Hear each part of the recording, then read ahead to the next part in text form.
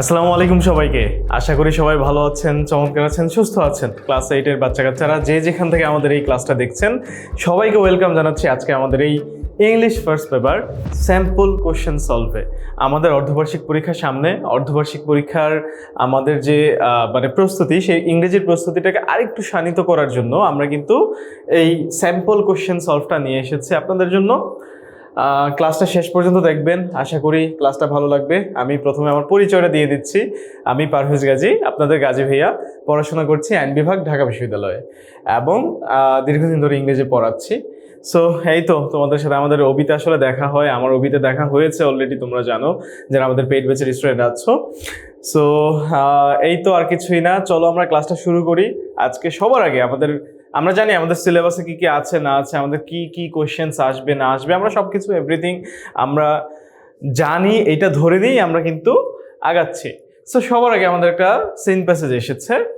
এই সিন প্যাসেজটা আমরা জানি যে ভাইয়া পড়েছি, Bangladesh is home to more than 54 indigenous groups, আমাদের বইতেই আছে। চলো আমরা সিন প্যাসেজটা আরেকবার ছোট করে দেখে নিই। Bangladesh is home to more দেন, আমি কিন্তু ওবিতে এইটাই পড়িয়েছি তোমাদের ওবিতে, হ্যাঁ, পেইড ব্যাচে। যারা পেইড ব্যাচে আছো আই গেস তোমাদের মনে থাকার কথা। তারপর আমি আরেকবার ছোট করে, যেহেতু আমাদের কিছু প্রশ্ন আছে এখানে, আমাদের প্রশ্নগুলো সলভ করার জন্য আমি এমনভাবে পড়াচ্ছি যেন মোটামুটি তুমি যেন বুঝতে পারো যে আসলে কিভাবে পরীক্ষায় প্রশ্ন পেলে আসলে কিভাবে আমাদের উত্তর দেয়া লাগে। ধরো আমি তোমার মতো আজকে স্টুডেন্ট, আমি কোনো শিক্ষক না, আজকে আমি তোমার মতো স্টুডেন্ট হয়ে যাব। আমি পরীক্ষায় হঠাৎ করে আমার এই প্রশ্নটা আসছে, টেনশন লাগতেছে, পারবো কি পারবো না, শুরু থেকে আচ্ছা চেষ্টা করি। বাংলাদেশ ইজ হোম, হোম মানে হচ্ছে ঘর, টু মোর দেন 54 ইন্ডিজিনাস মানে কি, আদিবাসী বা নৃতাত্ত্বিক গোষ্ঠী, যেটা আমরা বলি আদিবাসী।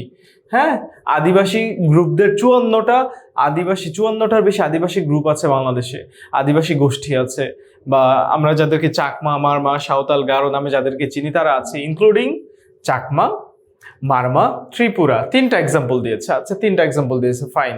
With most living in the northern and south eastern flatlands, বেশিরভাগগুলোই বাংলাদেশের নর্দার্ন অঞ্চলে, মানে ধরো উত্তরাঞ্চলে, এবং হচ্ছে সাউথ ইস্টার্ন মানে হচ্ছে সাউথ মানে দক্ষিণ, ইস্টার্ন মানে হচ্ছে পূর্বাঞ্চল, দক্ষিণ পূর্বাঞ্চল। সো বাংলাদেশে যদি আমার তো আকার হাত মাশাআল্লাহ, তোমরা যারা ওবিতে আসো জানোই কত চমৎকার, রাইট?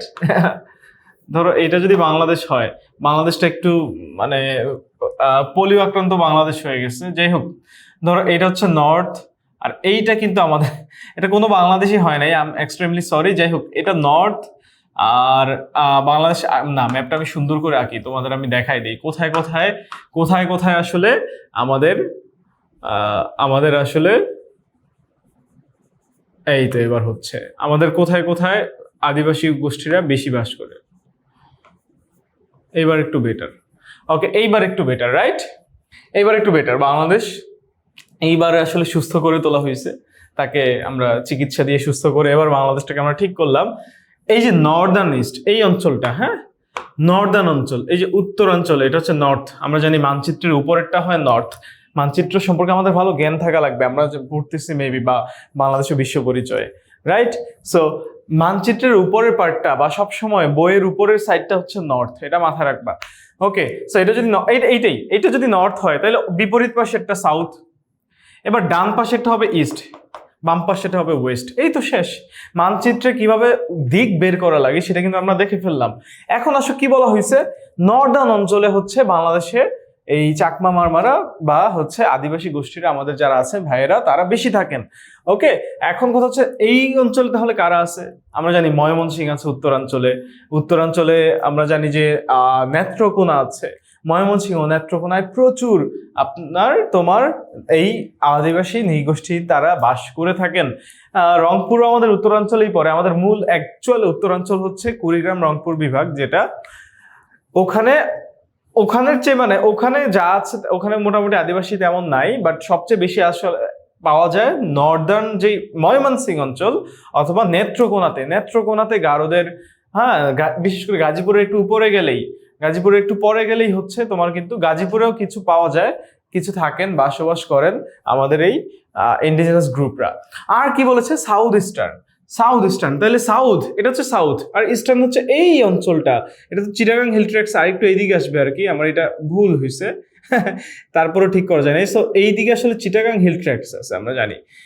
এই পাশটা দেখো, এটা দক্ষিণেও পড়ছে ইস্টেও পড়ছে, মানে মোটামুটি কোনাকুনি কোনাকুনি এই অঞ্চলটাই হচ্ছে এই যে সমতল ভূমিটা আছে, এই অঞ্চলে পাহাড়ি অঞ্চল আছে, বাট এই অঞ্চলে সমতল ভূমিও কিন্তু আছে। সমতল ভূমিতে বেশি বাস করেন তারা, মানে সাউথ ইস্টার্ন ফ্ল্যাটল্যান্ড, সাউথ ইস্টার্ন, হ্যাঁ, যে এই অঞ্চলে যে ফ্ল্যাটল্যান্ডটা আছে এই অঞ্চলের, এখানে দুইটা ল্যান্ড আছে, একটা হচ্ছে ফ্ল্যাটল্যান্ড মানে সমতল জমি, আরেকটা আছে এদিকে চিটাগাং হিল ট্র্যাক্টস। হ্যাঁ, মানে এইটাকে যদি আমি একটু এইভাবে কাটি, ধরো এটা যদি সেই জমি হয়, তো এইখানে এই পার্টটা হচ্ছে ফ্ল্যাট আর এই পার্টটা হচ্ছে হিল ট্র্যাক্টস। এইচটাকে আমি এইচ করে দিলাম, হিল ট্র্যাক্টসটাকে আমি এইচ করে দিলাম। সো এটা হচ্ছে আমাদের চিটাগাং ডিভিশনের ম্যাপটা যদি আমি আঁকি এরকম হইতে পারে। আবারও বলতেছি, এক্সাক্ট না, বিষয়টা এক্সাক্ট ম্যাপ না, এক্সাক্ট দেখতে এমন না, তবে ম্যাপ সম্পর্কে আমরা প্লিজ ভালো ধারণা রাখবো। আমাদের সামনে পড়ার টেবিলে বাংলাদেশের মানচিত্র, বিশ্বের মানচিত্র কিন্তু আমরা সামনে রাখবো, এটা কিন্তু আমাদের অনেক জরুরি। সো আমরা একটু দেখি, সো কি বলতেছে, বাংলাদেশের সাউথ ইস্টার্ন ফ্ল্যাটল্যান্ডে বাকিরা যারা আছে, কি বেশিরভাগ নর্দার্ন এবং সাউথ ইস্টার্ন ফ্ল্যাটল্যান্ড সমতল জমিতে বাস করে, বাকিরা চিটাগাং হিল ট্র্যাক্টস পার্বত্য পাহাড়ি অঞ্চলে, চট্টগ্রামের পাহাড়ি অঞ্চলে বাকিরা বাস করে। মানে বেশিরভাগ যারা বাকি থাকে তারা বেশিরভাগ, বিশেষ করে চাকমা মারমার আমরা জানি পাহাড়ি অঞ্চলে, খাগড়াছড়ি বান্দরবান সেখানেই বাস করেন। দে হ্যাভ ডিস্টিংক্ট মানে স্বতন্ত্র, আচ্ছা ফাইন, দে হ্যাভ, হ্যাঁ আমি তো টিচার হয়ে গেছি, আমি আবার স্টুডেন্টে ফিরে আসি, স্টুডেন্ট মোডে ফিরে আসি। ডিস্টিংক্ট কি হইতে পারে, চাই না, হাই স্যার পড়াইছে মনে নাই, ডিস্টিংক্ট কি হইতে পারে, একটু গেজ করি তাইলে চলো। যাই হোক, লাইফস্টাইল হচ্ছে আমরা জানি জীবন চলন বা জীবন ধরন, ইকোনমিক প্র্যাকটিসেস অর্থনৈতিক যে রীতিনীতি, বিলিফ সিস্টেমস ধর্মীয় ব্যবস্থা, বিশ্বাস ব্যবস্থা, বিলিফ এখানে বিশ্বাস বোঝায় বা ধর্ম বোঝায়, ধর্ম ব্যবস্থা। তাহলে ধর্ম ব্যবস্থা এটা ইউনিক হইতে পারে, তাদের নিজস্ব ইউনিক, নিজস্ব হইতে পারে, ডিস্টিংক্ট নিজস্ব হইতে পারে, অথবা স্বতন্ত্র, এই যে স্বতন্ত্র হইতে পারে। একটু গেস করে কাছাকাছি কিছু শব্দ আমরা বের করলাম, স্বতন্ত্র, তাদের স্বতন্ত্র জীবন ধরন, অর্থনৈতিক প্র্যাকটিসেস এবং বিলিফ সিস্টেম আছে। ওকে ফাইন, আমরা একটু দ্রুত যাই। This groups speak at least 35 district language, distinct, আবারও এইখানে আবার দেখতেছি ডিস্টিংক্ট ল্যাঙ্গুয়েজ, 35টা ইন্ডিভিজুয়াল ইউনিক ল্যাঙ্গুয়েজ হইতে পারে। আমি কিন্তু অর্থ নেই না, কিন্তু গেস করতেছি। তাহলে 35টা ইউনিক ল্যাঙ্গুয়েজে তারা কথা বলে, এক একজন এক একটা ল্যাঙ্গুয়েজে কথা বলে, মানে এক একজনের ভাষাটা ইউনিক, রাইট? সে ইউনিক ল্যাঙ্গুয়েজে কথা বলে। Adding to the countries cultural richness, আচ্ছা তার আমাদের দেশের যে সংস্কৃতি আছে, সাংস্কৃতিক ঐতিহ্যে এই ভাষাগুলো কিন্তু আমাদের একটা মাত্রা যোগ করেছে, right? However many of this languages are endangered, আচ্ছা অনেক ভাষা ইনডেঞ্জার্ড বিলুপ্ত প্রায়, মানে তারা বিপদে আছে, বিপন্ন, হ্যাঁ, ইনডেঞ্জার্ড ডেঞ্জারে আছে। অ্যাজ দ্য ডমিনেন্স হচ্ছে প্রভাব, আচ্ছা কেন বিপন্ন তারা? কারণ বাংলার প্রভাব, বাংলা ভাষার প্রভাব, ডমিনেন্স প্রভাব বা বিস্তার বা শাসন, ডমিনেট মানে শাসন করা, রাজত্ব করা, ডমিনেন্স প্রভাব, বাংলার প্রভাবে, আচ্ছা বাংলা ভাষার প্রভাবে এই 35টা ভাষা, কিছু ভাষা বিপন্ন প্রায়। মডার্ন সোসাইটাল প্রেশার্স, সামাজিক যে প্রেশারগুলো তারা ফেস করে, পুশ দ্যাম টুয়ার্ডস এক্সটিংশন। আচ্ছা আরো একটা কারণ হচ্ছে, প্রথম কারণ হচ্ছে ডমিনেন্সের কারণে, বাংলার ডমিনেন্সের কারণে তারা হারায় যাচ্ছে। দ্বিতীয় কারণ হচ্ছে সোসাইটাল মানে সামাজিক প্রেশারের কারণে তারা হারায় যাচ্ছে। পুশ দেম টুয়ার্ডস এক্সটিংশন এটা মানে তো জানি না মানে ধরো যদি তোমার পরীক্ষার হলে এমন হয়, জানতে হবে, প্রথম কথা হচ্ছে জানতে হবে ভাইয়া, এক্সটিংশন মানে বিলুপ্তি, এক্সটিংশন মানে হচ্ছে বিলুপ্তি, লোপ পাওয়া, বিলুপ্তি, লোপ সহজ কথা। তো এই যে তারা লোপ বা বিলুপ্তির পথে আছে, তাদেরকে বিলুপ্তির পথে ঠেলে দেওয়া হয় বাংলার প্রভাব এবং মডার্ন সোসাইটাল প্রেশার্স, এই দুটো তাদেরকে বিলুপ্তির পথে ঠেলে দেয়। এখন এইটা তোমার জানতে হবে, এইটাই পড়তে হবে ভালো করে। কিন্তু কোনো কারণে যদি পরীক্ষায় তোমার এমন কোনো শব্দ আসে, সিন প্যাসেজ তো সবই শব্দ আমরা পারবো, আনসিন দু একটা শব্দ হয়তো এরকম নাও জানতে পারি, তখন কি করবেন? একটু চেষ্টা করবেন সিক্স সেন্সটা খাটানোর, গেজ করার। এক্সটিংশন তাদেরকে কিছু একটা বিপদের মধ্যে ফেলে দেয় আর কি, তারা তো আর ভালো জিনিস না, মানে তাদের প্রেশার তো আর ভালো জায়গায় রাখে না, রাইট? প্রেশার তো আর ভালো জায়গায় রাখবে না ভাইয়া, প্রেশার কই রাখবে? বিলুপ্তিতেই ফেলাবে, মানে নেগেটিভ কিছুতে ফেলাবে। So extinction is a negative word বা নেগেটিভ ইম্প্যাক্ট। আর global issue known as language death, এই ইস্যুটাকে বলা হয়েছে ভাষার মৃত্যু, মানে এই যে ভাষাগুলো হারায় যাচ্ছে, এটাকে ভাষা মৃত্যু বলা হয়েছে। দ্য ইউএন ওয়ার্নস, সতর্ক করে যে that many indigenous languages are disappearing, অনেক আদিবাসী স্বদেশী ভাষা হারায় যাচ্ছে, with one dying every 2 weeks, 2 সপ্তাহে একটা মারা যাচ্ছে। মানে ভাষা পৃথিবীতে মানে এটা নিয়ে কিন্তু মানে মতপার্থক্য মতবিরোধ আছে। আমরা যখন বাংলা ব্যাকরণ পড়েছিলাম তখন দেখেছিলাম 7,500-এর উপরে হয়তো বা ভাষা প্রচলিত আছে। সো ভাষার নাম্বারটাও কিন্তু অনেক হিউজ। সো আবার এটা হারায়ও যাচ্ছে খুব দ্রুত। বেশি আদিবাসীদের ভাষাগুলো মানে সারা বিশ্বে কোথাও না কোথাও 2 সপ্তাহে কয়টা করে একটা ভাষা হয়তো হারিয়ে যাচ্ছে। ডাইং মানে হচ্ছে মারা যাওয়া, বাট এখানে হারিয়ে যাওয়া বোঝাচ্ছে মানে মানুষ আর ওই ভাষা ব্যবহার করে না বা ভুলে গেছে। During the British colonial rule, British উপনিবেশ শাসনের সময়, কলোনিয়াল মানে উপনিবেশ, indigenous communities played a significant role, একটা সিগনিফিক্যান্ট রোল প্লে করেছে ইন রেজিস্টিং অপারেশন, মানে রেজিস্ট করা হচ্ছে, আচ্ছা রেজিস্ট আবারও সেম, মানে রেজিস্ট কিছু একটা, অপারেশন মানে শোষণ, শোষণ কি করা হবে, রেজিস্ট করা হবে। রেজিস্ট মানে কি তাইলে শোষণ বাধা দেয়া হবে, শোষণ প্রতিরোধ করা হবে, অন্যায় অত্যাচার শোষণ প্রতিরোধ করার জন্য তারা কিন্তু ভালো রোল প্লে করেছে। Leaders like Sidhu and Kanu, important যে ইনফরমেশন গুলা, কোনো ব্যক্তির নাম থাকলে ওগুলো একটু আমরা পড়ার সময় একটু নোট করে ফেলবো, সিধু আর কানু, কারণ এখান থেকে প্রশ্ন আসতে পারে। সিধু আর কানু লেড আপরাইজিংস, আপরাইজিংস মানে হচ্ছে আন্দোলন, জানতে হবে ভাইয়া আন্দোলনগুলো তারা কি করেছে বলেন, তারা নেতৃত্ব দিয়েছে। Such as the Santhal rebellion, এটা মানে সাঁওতাল বিদ্রোহ, এটাই সেই আমাদের বাউবিতে পড়েছি সাঁওতাল বিদ্রোহ। সাঁওতালে হয়তো চন্দ্রবিন্দু দেয়া হয় না, যদি দেয়া না হয় তুমি দিও না। সো সাঁওতাল বিদ্রোহ, সাঁওতাল বিদ্রোহ, আর যদি দেয়া হয় রাখবা, একটু চেক করে নিবা। Highlighting their contributions to anti colonial struggle, মানে তাদের যে হাইলাইট করা মানে তুলে ধরা, এই যে বিদ্রোহ এটা তুলে ধরে তাদের যে অবদান, আমাদের ব্রিটিশ বিরোধী যে আন্দোলনের তাদের যে অবদান এটাকেই তুলে ধরে।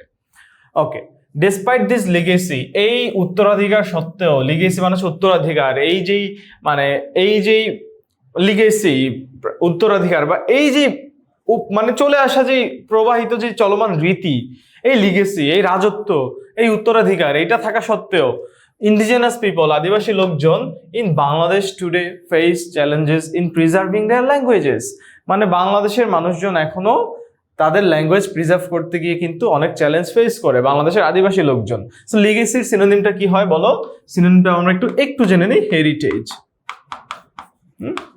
এই উত্তরাধিকার।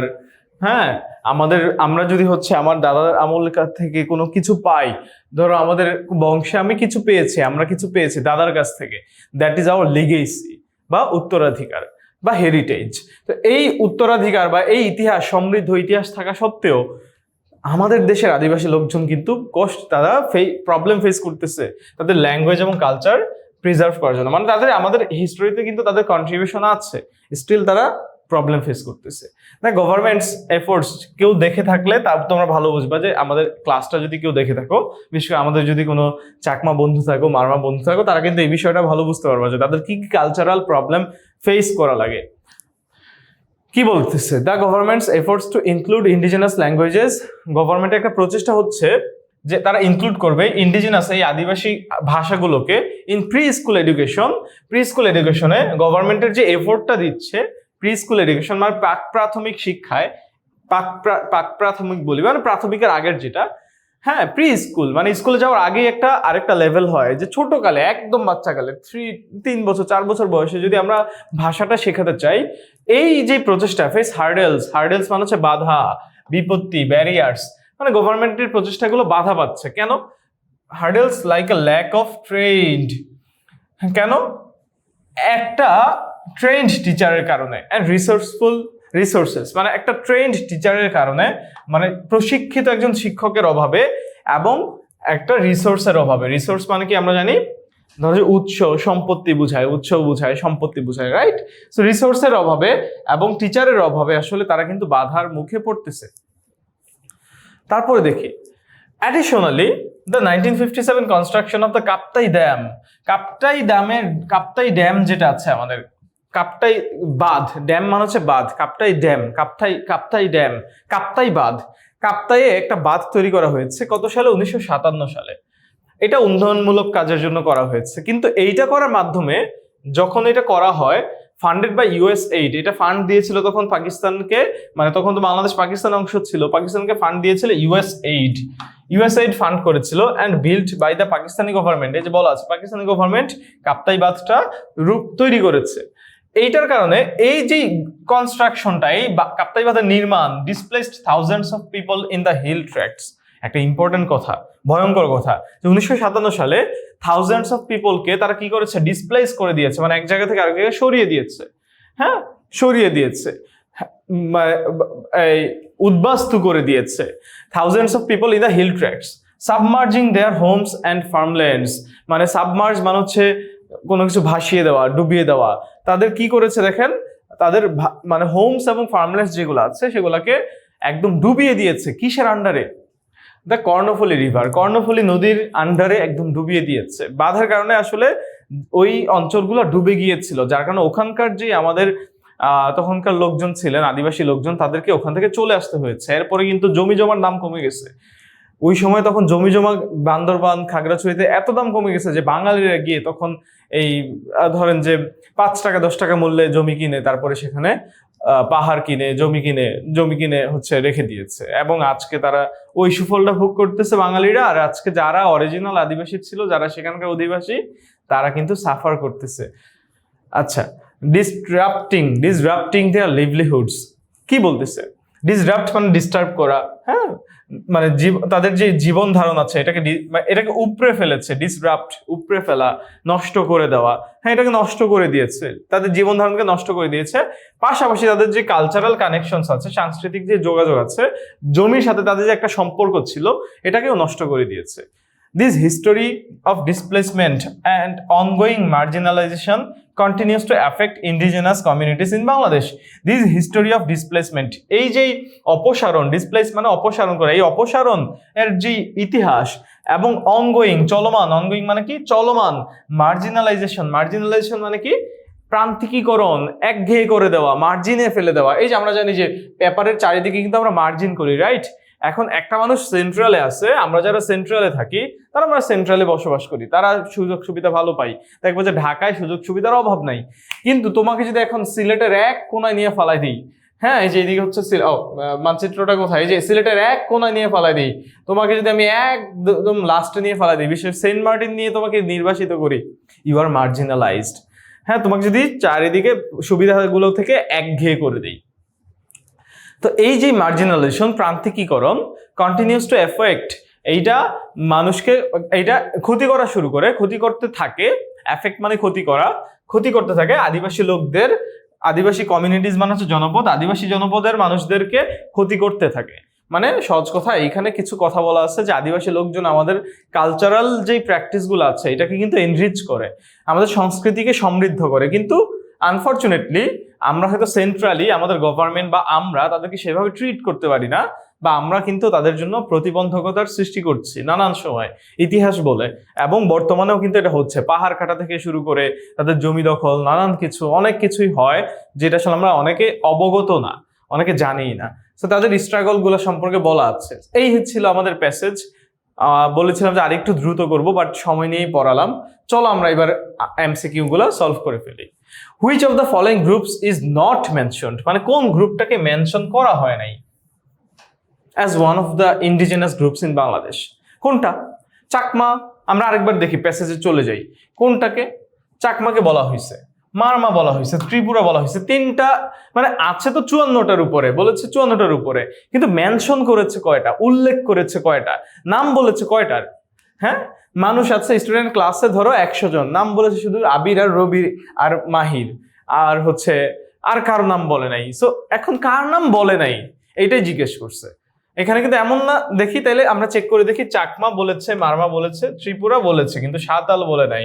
মানে সাঁওতালদের কথা মানে ইন্ডিজিনাস গ্রুপস হিসেবে বলা হয় নাই, সাঁওতাল বিদ্রোহের কথা বলা হয়েছে, সাঁওতাল বিদ্রোহ পরে বলা হয়েছে, কিন্তু যেই তিনটা এক্সাম্পল দেওয়া হয়েছে সেখানে সাঁওতাল ছিল না শুরুতে। তো এইটাই জিজ্ঞেস করেছে যে কোনটা এক্সাম্পলে মেনশন করা হয় নাই, not mentioned as one of the indigenous groups. Mention করা হয় নাই মানে যে এরকম না যে সাঁওতালরা আমাদের আদিবাসী গ্রুপের অংশ না, তারা অংশ, বাট এইখানে প্যাসেজে 3 জনের মধ্যে তাদের নামটা আসে নাই, এটাই জিজ্ঞেস করা হয়েছে, কোন নামটা আসে নাই। এই নামটা আসে নাই, কিন্তু মানে তারা আদিবাসী কিন্তু এই নামটা আসে নাই, এই আদিবাসী নামটা বাদ গিয়েছে। What is the main issue faced by many indigenous languages? কি বলেছে? What is the problem, what is the main issue? Issue মানে হচ্ছে প্রবলেম, কোন প্রবলেমটা তারা ফেস করে এই আদিবাসী ল্যাঙ্গুয়েজগুলা in Bangladesh today? Increasing number of speakers, মানে তাদের অনেক বেশি স্পিকার আছে, তাদের নাম্বার মানে বক্তা, কথা বলার যে মানুষ সেটা বাড়তেছে না। ডমিনেন্স অফ বাংলা, ইয়েস পড়েছি আমরা, বাংলার যে ডমিনেন্স এটা তারা ফেস করে, এবং সোসাইটাল প্রেশার ফেস করে লিডিং টু এক্সটিংশন, মানে তারা হারিয়ে যাচ্ছে, তার ভাষাগুলো হারিয়ে যাচ্ছে। হ্যাঁ, আমরা পড়েছি, এই যে দেখেন এইটাই আনসার, এই যে দেখেন মাত্রই পড়লাম। Many of this languages R endangered as the dominance of Bangla, মানে ডমিনেন্স অফ বাংলার কারণে, বাংলা ভাষার প্রভাবের কারণে এই ল্যাঙ্গুয়েজগুলো এন্ডেঞ্জার্ড, এবং আরো কিছু সোসাইটাল প্রেশার, নানান সামাজিক প্রেশার তারা ফিল করে, প্রবলেম ফেস করে, এই যার কারণে তারা এক্সটিংশনের পথে এগিয়ে যাচ্ছে। ওকে, তার মানে এটাই হবে আনসার, আমরা আনসার পেয়ে গেছি এটার। বাকিগুলো অর্থটা একটু দেখে নিই। ওয়াইড স্প্রেড গভর্নমেন্ট প্রমোশন, না গভর্নমেন্ট প্রমোশন তারা পায় না, সরকার থেকে প্রচার, প্রমোশন মানে প্রচার, তারা প্রচার পায় না। লিমিটেড বিলিফ সিস্টেম ধর্মীয় ব্যবস্থার সাথে এখানে ভাষার খুব একটা সম্পর্ক নাই, সো ওটাও আনসার হবে না, আনসার হবে B. How many indigenous languages are spoken in Bangladesh? কয়টা আপনারা বলেন? প্যাসেজে পড়েছি আমরা, তারপরেও প্যাসেজে আমাদের বলা আছে, আরেকবার দেখে ফেলি, 35টা। কোথায় আছে বলেন? এই যে 35 দেখেছেন, আমি দাগ দিয়ে রেখেছিলাম 35, সো আনসার হবে কি এটার? 35। কয়টা ভাষা আমাদের বলা হয়? 35টা। ওকে, বাকিগুলো হবে না। What global issue is referred to as language death? কোনটা আসলে ল্যাঙ্গুয়েজ ডেথ হিসেবে রেফার করা হয়েছে? কোন গ্লোবাল ইস্যুটাকে ইউএন ভাষার মৃত্যু হিসেবে বলেছে? The extinction of wild life মানে হচ্ছে বন্যজীবন মানে বন্যপ্রাণীর জীবন, বন্যপ্রাণী বিলুপ্ত হচ্ছে, বাট এটা কি ভাষার মৃত্যু? না, এটা হবে না। দ্য ডেক্লাইন অফ ইন্ডিজিনাস কালচার্স, ডেক্লাইন মানে হচ্ছে না করে দেওয়া, নিষেধ করে দেওয়া, রিফিউজ করে দেওয়া, কমিয়ে দেওয়া। ডেক্লাইনিং মানে হ্রাস পাওয়া, হ্রাস, হ্যাঁ এখানে হ্রাস বোঝাচ্ছে, হ্রাস করা বা না করে দেওয়া। ইন্ডিজিনাস কালচারস কমে যাচ্ছে, এটা ট্রু, বাট কালচারের একটা পার্ট হচ্ছে ল্যাঙ্গুয়েজ। আমার স্পেসিফিক আনসারে যাইতে হবে। কালচার হারিয়ে যাচ্ছে, ভাষা হারিয়ে যাচ্ছে, কালচার হচ্ছে সব কালচার হারিয়ে যাচ্ছে, ওটার অন্তর্গত হচ্ছে ভাষা হারিয়ে যাওয়া। মানে কালচার হচ্ছে একটা আমব্রেলা, তার নিচের পার্টে ভাষা থাকে, রাইট? এখন কালচারের সাথে এটার আনসার হওয়া উচিত না আসলে, কারণ কালচার বলতে সবকিছুকেই বোঝায়। এখানে শুধু ভাষার মৃত্যুটাকে জিজ্ঞেস করেছে। The decline of indigenous languages due to societal pressures আমরা মাত্রই পড়েছি। সোসাইটাল প্রেশার্সের কারণে আমাদের কিন্তু ভাষাগুলো কমে যাচ্ছে, ডিক্লাইন, হারিয়ে যাচ্ছে, বা তাদেরকে না করে দেওয়া হচ্ছে, রিফিউজ, তারা সমাজ থেকে প্রত্যাখ্যাত হচ্ছে। তো ইন্ডিজিনাস ল্যাঙ্গুয়েজেস, আদিবাসী ভাষাগুলো, ইয়াস এইটাই আনসার হবে। তারপর বাকিটা আমরা দেখে নিই। Over population in rural areas, গ্রামীণ লোকজন জায়গায়, রুরাল মানে হচ্ছে গ্রামীণ অঞ্চলে, মানে আমাদের জনসংখ্যা বৃদ্ধি পাচ্ছে, এই জন্য ভাষার মৃত্যু হচ্ছে, না এটার সাথে কোনো সম্পর্ক নাই, আমরা বুঝতেছি। তাহলে আনসার কি হবে? C number. আনসার কি হবে? সি নাম্বার, ভাষা হারিয়ে যাওয়া। দেখেন কেন ইন্ডিজিনাস কালচারটা হয় নাই, আরেকবার বলি। কালচারে ভাইয়া সব কিছু আসে, ভাষা, আমাদের যে সংস্কৃতির মধ্যে আমাদের পোশাক আশাক, আমাদের রীতিনীতি, ধর্ম, আমরা যা কিছু তাই সংস্কৃতি, রাইট? এটা আমরা পড়েছি। সো সংস্কৃতিতে পুরো লাইফস্টাইলটা আসবে, ওটার একটা পার্ট হচ্ছে ভাষা। তো সংস্কৃতির মৃত্যুর কথা বলে নাই, ভাষার মৃত্যুর কথা বলেছে।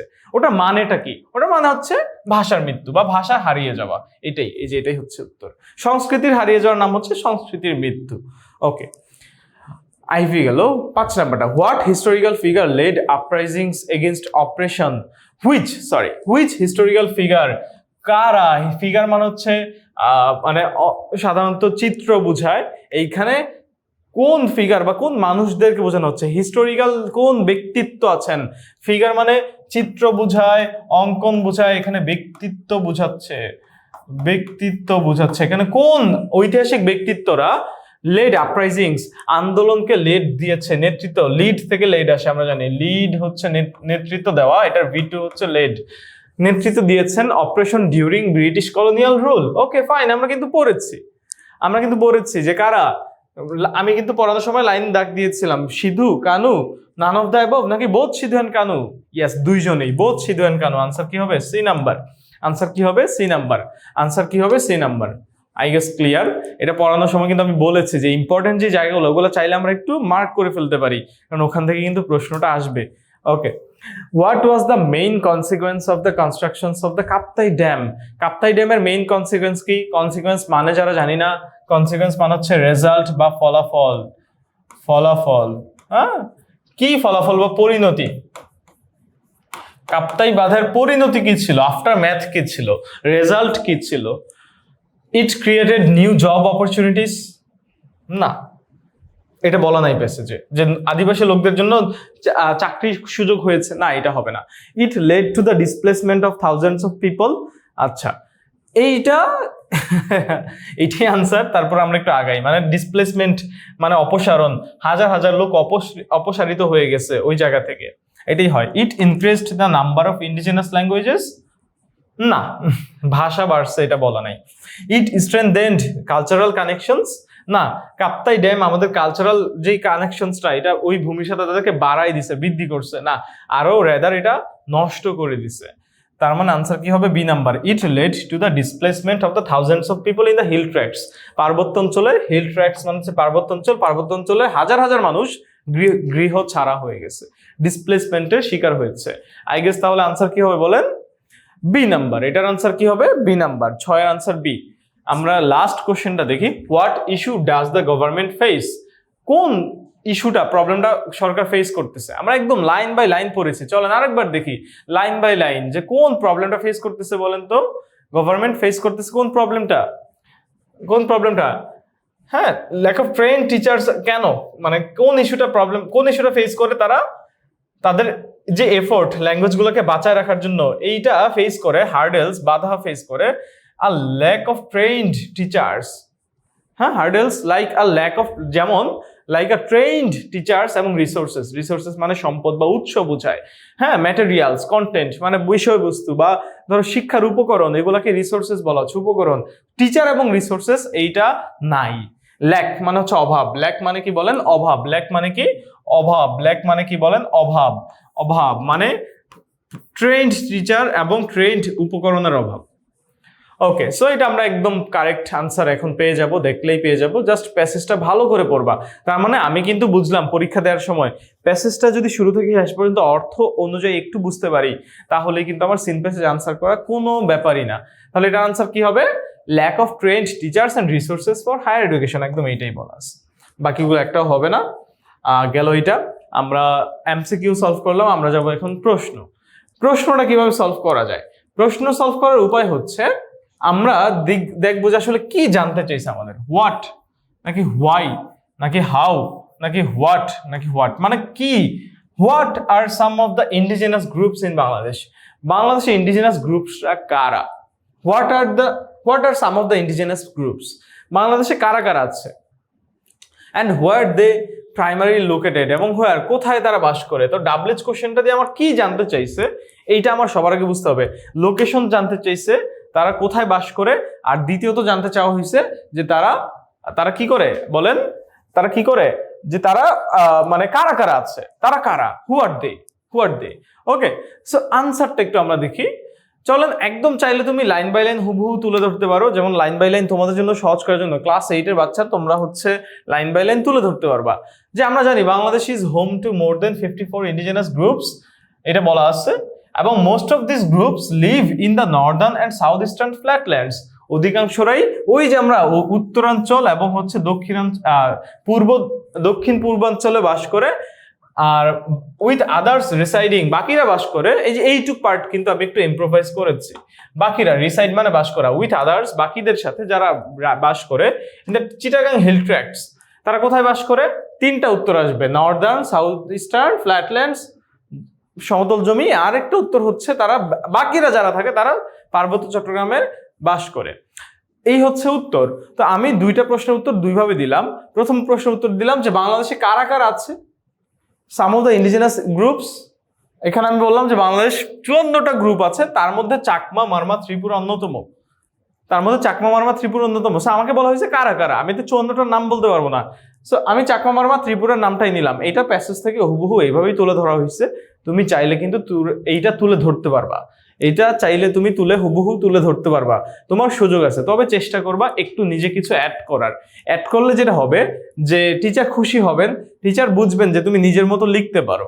ইংরেজিটা তুমি ভালো মতো পারো, এটা জানলে পরবর্তীতে কিন্তু এটা ভালো ইফেক্ট তোমার খাতায় পড়বে। Okay, why are many indigenous languages in Bangladesh facing extinction? বাংলাদেশের ল্যাঙ্গুয়েজেস গুলা কেন এক্সটিংশন ফেস করতেছে বলেন? আমরা পড়েছি ভাইয়া, আমরা পড়েছি many indigenous languages are facing extinction, বিলুপ্তি, তারা বিলুপ্তির পথে বা তারা বিলুপ্তি ফেস করতেছে due to the dominance of Bangla, Bangla ডমিনেন্সের কারণে। কি কারণে? এই দেখো হোয়াই, হোয়াইয়ের উত্তরটা আমরা কেমনে দিচ্ছি দেখো, many indigenous languages in Bangladesh. Why যখন বলবে একটু ভালো করে বুঝো, আমার এটা হচ্ছে অক্সিলারি ভার্ব, অক্সিলারি ভার্বের পরে, এটা যে কোনো প্রশ্ন এভাবে তুমি এই টেকনিকে খাটাইতে পারো। অক্সিলারি ভার্বের পরে মূলত সাবজেক্ট আসে, ইন্টারোগেটিভ সেন্টেন্সে অক্সিলারি ভার্বের পরে আসে সাবজেক্ট, তো সাবজেক্টটা খুঁজি। Many indigenous languages in Bangladesh, এটা হচ্ছে সাবজেক্ট, ফেসিং তো ভার্ব, তো আর ফেসিং এইটা হচ্ছে একসাথে ভার্ব আসবে, মানে অ্যাসার্টিভে এই সাবজেক্টটা আগে দেওয়ার পর তারপর আমরা আর ফেসিং লিখবো, রাইট? তো লিখলাম, এটাই লিখছি, many indigenous languages are facing extinction. দেখো আর ফেসিং ভার্ব লিখলাম, এই যে সাবজেক্ট, আমরা জানি আগে সবার আগে সাবজেক্ট দিতে হয় তারপরে ভার্ব দিতে হয়, ভার্বের আবার দুই প্রকার ভার্ব, এটা অ্যাসার্টিভ সেন্টেন্স, এটা কোথায় অ্যাসার্টিভে হচ্ছে এমন, তো অক্সিলারি ভার্ব আর প্রিন্সিপাল ভার্ব, এইটা হচ্ছে দুইটা ভার্ব, মূল ভার্ব আর অক্সিলারি ভার্ব। আর ইন্টারোগেটিভ দেখতে কেমন হয়, অক্সিলারি ভার্বটা আগে তারপরে হচ্ছে সাবজেক্ট, রাইট? তারপরে হচ্ছে সাবজেক্ট, অক্সিলারি ভার্বটা আগে তারপরে হচ্ছে সাবজেক্ট, তারপরে হচ্ছে সাবজেক্ট। তো এখন আমার ইন্টারোগেটিভ সেন্টেন্স থেকে আমি উত্তর দিতে গেলে অ্যাসার্টিভই নিব, তো অ্যাসার্টিভ মানে ইন্টারোগেটিভ হচ্ছে অক্সিলারি ভার্ব প্লাস সাবজেক্ট, আর অ্যাসার্টিভ হচ্ছে সাবজেক্টের পরে ভার্ব বা সাবজেক্টের পরে অক্সিলারি ভার্ব তারপরে প্রিন্সিপাল ভার্ব, এটাই লিখলাম আমরা, এই যে অক্সিলারি ভার্বটা সাবজেক্টের পরে নিয়ে গেলাম, many indigenous languages are facing extinction. এবার হোয়াই যদি বলে তাই আমি আনসার দিব বিকজ অফ, অথবা বিকজ অফ এর সিনোনিম ডিউ টু। কেন? কেন? কারণে। কেন মানে কি? কারণ জানতে চাইছে, কারণ উত্তর হচ্ছে ডিউ টু, কারণে। হোয়াইয়ের জায়গায় আমরা লিখবো কনজাংশন বলি বা যাই বলি, কানেক্টরসটা ওটা নিব আমরা ডিউ টু, বিকজ অফ লেখা যায়, because of the dominance of Bangla. এবার প্যাসেজ থেকে কোন কারণটা সেটা লিখে দাও, সহজ। ওকে, অ্যান্ড মডার্ন সোসাইটাল প্রেশার্স, এইটুক লিখলে তুমি পুরোপুরি নাম্বার নাও পেতে পারো, এই জন্য আমরা ছোট একটা জিনিস অ্যাড করেছি, দেখো this phenomenon is known as language death. এই ঘটনাটাকে আসলে কি বলা হয়, জাস্ট একটু অ্যাড করা, এই ঘটনাটাকে বলা হয় ল্যাঙ্গুয়েজ ডেথ। এই ঘটনা, ফেনোমেনন মানে কি? ঘটনা। তুমি ঘটনা বানান জানো না, নাম জানো না, বা হচ্ছে ঘটনার শব্দটা জানো না, ফেনোমেনন, তাহলে তুমি ইনসিডেন্ট লিখো, this incident is known as language death. খুবই সহজ। Which one indigenous language disappears, where মানে হুইচ না সরি, হোয়ার যেখানে একটা ভাষা হারা যাচ্ছে, ডিসঅ্যাপিয়ার্স এভরি 2 weeks, একটা ভাষা হারা যাচ্ছে প্রতি 2 সপ্তাহে। বলেছিলাম ভাইয়া নিজের মতো করে একটু অ্যাড করা লাগবে, সো আমি বললাম, আমাকে প্রশ্ন জানতে চাওয়া হয়েছে বাংলাদেশে এক্সটিংশন কেন ফেস করতেছে ল্যাঙ্গুয়েজ গুলা, আদিবাসীদের ভাষাগুলো, তখন আমি আরো অ্যাড করলাম যে এইটাকে বলা হয় ল্যাঙ্গুয়েজ ডেথ। কেন ফেস করতেছে সেটা আমি বললাম, এক্সটিংশন কেন ফেস করতেছে, তারপরে এটা নামটা কি সেটা আমি বললাম, ল্যাঙ্গুয়েজ ডেথ। তারপর আমি বলে দিলাম যে ল্যাঙ্গুয়েজ ডেথটা কেমনে হচ্ছে, প্রতি বছর কয়টা করে হচ্ছে, প্রতি উইকে কয়টা করে হচ্ছে, এটা আমি একটু অ্যাড করে দিলাম। প্যাসেজে আমার ইনফরমেশন দেয়া আছে, আমি জাস্ট নিজের মতো করে যেখানে একটা ইন্ডিজিনাস ল্যাঙ্গুয়েজ হারায় যায়, ডিসঅ্যাপিয়ার হয়, in every 2 weeks, every 2 weeks, 2 সপ্তাহে, সুন্দর করে লিখলাম। আশা করি এইভাবে। এবার লাস্ট কথা, প্র্যাকটিস করা লাগবে। লাস্ট কথা হচ্ছে প্র্যাকটিস করা লাগবে, মানে আমি তো বুঝাই দিলাম, এখন সহজ লাগবে, বাট লিখতে হবে নিজের। তোমার এইটুক লিখলেও তুমি নাম্বার পায় যেটা পরিপূর্ণ একদম 10-এ 10 পাওয়ার জন্য একটু কিছু নিজের এফোর্ট দেওয়া লাগবে। আমি আশা করি বুঝাইতে পারছি ভাইয়া। ওকে, চলেন। How did indigenous communities in Bangladesh resist operation during colonial rule? Okay fine, colonial রুলে কিভাবে ইন্ডিজিনাস কমিউনিটিজের লোকজন রেজিস্ট করেছে, অপারেশন রেজিস্ট করেছে, চলো দেখি আনসারটা। ডিউরিং ব্রিটিশ কলোনিয়াল রুল, খেয়াল করে দেখো, ডিউরিং ব্রিটিশ কলোনিয়াল রুল পার্টটুকু আমরা আগে লিখেছি, কখন? During British colonial rule. তারপর এবার আসো, কিভাবে তারা বাংলাদেশে ইন্ডিজিনাস কমিউনিটিজ রেজিস্ট করেছে, কিভাবে করেছে, কারা করেছে, সাবজেক্টটা লিখো এবার, ইন্ডিজিনাস কমিউনিটিজ রেজিস্টেড, V2 তে রাখলাম, রেজিস্টেড অপারেশন, হাউ ডিড থাকলাম, আবার ভার্বটা V2 তে নেই, ডু ডাজ ডিড আবার অক্সিলারি ভার্বে থাকে না, এটা মাথায় রাখবা। আগের অক্সিলারি ভার্ব যেটা ছিল হোয়াই আর ফেসিং, এটা হয়, কিন্তু আমরা কিন্তু এটা বলি না যে ডিড রেজিস্টেড, এটা হয় না কিন্তু। নেগেটিভ করার জন্য বা ইন্টারগ্রেটিভ করার জন্য ডু ডাস ডিড পাইলে ওটাকে আমরা উঠাই দিব, খালি ভার্বটাকে V2 করব। ডু ডাস পাইলে V1 করব, আর ডিড পাইলে V2 করব, বাট উঠাই দিব। মানে ডু ডাস ডিড ইন্টারগ্রেটিভ নেগেটিভে থাকে না। যেমন do you like footballs, do you like football, yes I like football, আমরা এইভাবে বলি। আই ডু বলি অথবা ইয়েস আই লাইক ফুটবল, কিন্তু আমরা কিন্তু আনসারে অ্যাসার্টিভে ওই ডু ইউ লাইক ফুটবলের ডুটা রাখি না। আমরা মানে এইরকম বলি না যে yes I do like football, যদিও বলা যায়, স্পোকেনে যদিও কারেক্ট বলা যায়, বাট আমরা ওভাবে সচরাচর এটা অভ্যস্ত না, মানে এটা ইউজ করতে অভ্যস্ত না। Okay, operation through uprisings led by leaders like Sidhu and Kanu. তাহলে কারা কারা কারা কারা আমাদের নেতৃত্ব দিয়েছে আমরা জানি। কি বলেন? রেজিস্ট্রেড অপারেশন থ্রু আপরাইজিংস, মানে কিভাবে করেছে দেখো। রেজিস্ট্রেড অপারেশন, তারা অপারেশন রেজিস্ট করেছেন কিসের মাধ্যমে? আপরাইজিংস, আন্দোলনের মাধ্যমে তারা রেজিস্ট করেছে। কিভাবে করেছে? আন্দোলনের মাধ্যমে, থ্রু। আমরা মাঝখানে কিভাবে উত্তর থ্রু দিয়েও দিতে পারি, থ্রু আপরাইজিংস, যেটা কিনা নেতৃত্ব দেওয়া হয়েছে led by leaders like Sidhu and Kanu. The Santal rebellion is one of the most notable uprisings, বাংলাদেশের অন্যতম উল্লেখযোগ্য একটা uprisings, highlighting their contributions to the anti colonial struggle. Santal rebellion হচ্ছে বাংলাদেশের অন্যতম একটা বড় বিদ্রোহ, নোটেবল উল্লেখযোগ্য বিদ্রোহ, যেটা তুলে ধরে হাইলাইটিং দেয়ার কন্ট্রিবিউশন, যেটা তাদের কন্ট্রিবিউশনটাকেই তুলে ধরে, আমাদের অ্যান্টি ব্রিটিশ বিরোধী যে আন্দোলন ছিল সেই আন্দোলন, তাদের যে অবদান, এটাকেই তুলে ধরে। তো এই পার্টটুকু কিন্তু আমার এক্সট্রা অ্যাড করেছি, আমরা ইম্প্রোভাইজ করেছি নিজের মতো করে। চেষ্টা করবা ভাইয়া, প্রেশার নেওয়ার কিছু নাই। তোমার হয়তো প্রথম ভয় লাগবে বা মনে হবে যে হায় হায় এইটা এত কঠিন কেন, না কঠিন না, তুমি তোমার মতো যা পারো লিখো, বাট একটু চেষ্টা করো গ্রামারটা ঠিক রাখার এবং ইনফরমেশনটা একটু একটু টু দ্য পয়েন্ট দেয়ার। অতিরিক্ত কথাও বলা যাবে না, একদম কম কথা বললে হয়তো 10-এ 10 আমরা পাবো না, বাট তুমি কিন্তু এইটুক লিখলে এমনি 8-9 পাবা আর কি। 10-এ 10 পাওয়ার জন্য হচ্ছে বা একদম 100% পাওয়ার জন্য একটু নিজের এফোর্ট দেওয়া লাগবে। What challenges are faced by the government in including indigenous languages in preschool education? আমরা বারবার এমসিকিউতে দেখেছি কি কি চ্যালেঞ্জ ফেস করা হয়েছে। টিচার নাই এবং হচ্ছে রিসোর্স নাই, এইটাই হবে। The government's efforts to include indigenous languages in preschool education are hindered, বাধাগ্রস্ত। দেখো হোয়াট চ্যালেঞ্জেস আর ফেসড, তুমি কিন্তু চাইলে উত্তর দিতে পারতা যে কি বলে, the government is facing challenges like this. The government মানে একদম সংক্ষেপে বলতেছে আর কি, ছোট করে। The government is facing challenges like, এটা like lack of teachers and resources, এটা হচ্ছে মূল উত্তর, মেইন এক্সাক্ট উত্তরটা। বাট ওটাকে আমি আরো সুন্দর করে বলতেছি, দ্য গভর্নমেন্টস এফোর্টস, গভর্নমেন্টের প্রচেষ্টা two include indigenous languages in preschool education. কোথায় চেষ্টা করতেছে গভর্নমেন্ট? প্রাক প্রাথমিক শিক্ষায়, এডুকেশনে এই ল্যাঙ্গুয়েজগুলো অ্যাড করার চেষ্টা করতেছে। আর হিন্ডার্ড, বাধাগ্রস্ত, by a lack of trained teachers, teacher আছে হয়তো বাট ট্রেন টিচার নাই। ট্রেন্ড টিচার, প্রশিক্ষিত শিক্ষক না থাকলে কিন্তু সমস্যা, এবং এটার দায়িত্বটাও মোস্ট অফ দ্য কেসে গভর্নমেন্টের উপরেই পড়ে। And resources for higher education, এবং হায়ার এডুকেশনের যে রিসোর্স, হায়ার এডুকেশনের যে আমাদের যেই মানে আছে, যে ম্যাটেরিয়ালস আছে বা এই সহায়ক উপকরণ আছে উচ্চশিক্ষার জন্য, সেটা আমাদের নাই। এটা আমরা পড়েছি, এটাই লিখলাম। তারপরে জাস্ট একটু অ্যাড করলাম, making it different two preserve this languages, মানে যে এই যে ল্যাকটা, এই ল্যাকটা মেক করে ডিফারেন্ট, ডিফিকাল্ট করে, এটা ডিফিকাল্ট করে দেয় টু প্রিজার্ভ দিস ল্যাঙ্গুয়েজেস, এই ল্যাঙ্গুয়েজগুলো প্রিজার্ভ করার জন্য। এই যে আইএনজি অ্যাড করে খালি একটা ইনফরমেশন অ্যাড করলাম, আমরা ছোট করে লিখলাম, এইটা হচ্ছে আমার ভাইয়া 10-এ 10 পাওয়ার জন্য হেল্প করবে। লাস্ট কোয়েশ্চেন আমরা একটু দেখি। The construction of the Kaptai Dam, কি বলেছে? What impact did the construction of the Kaptai Dam 1957 have on indigenous communities? What impact, কি ইম্প্যাক্ট আছে ইন্ডিজিনাস কমিউনিটিস এর উপরে? কি ইম্প্যাক্ট আছে? The construction of the Kaptai Dam in 1957, subject যেটা ওই পর্যন্ত যা আছে আমি লিখলাম। এবার কি ইম্প্যাক্ট, ওটা সরাসরি বলতে, displaced thousands of indigenous people in the hill tracts, পাহাড়ি অঞ্চলে হাজার হাজার লোকদেরকে অপসারিত করে দিয়েছে, উদ্বাস্তু করে দিয়েছে।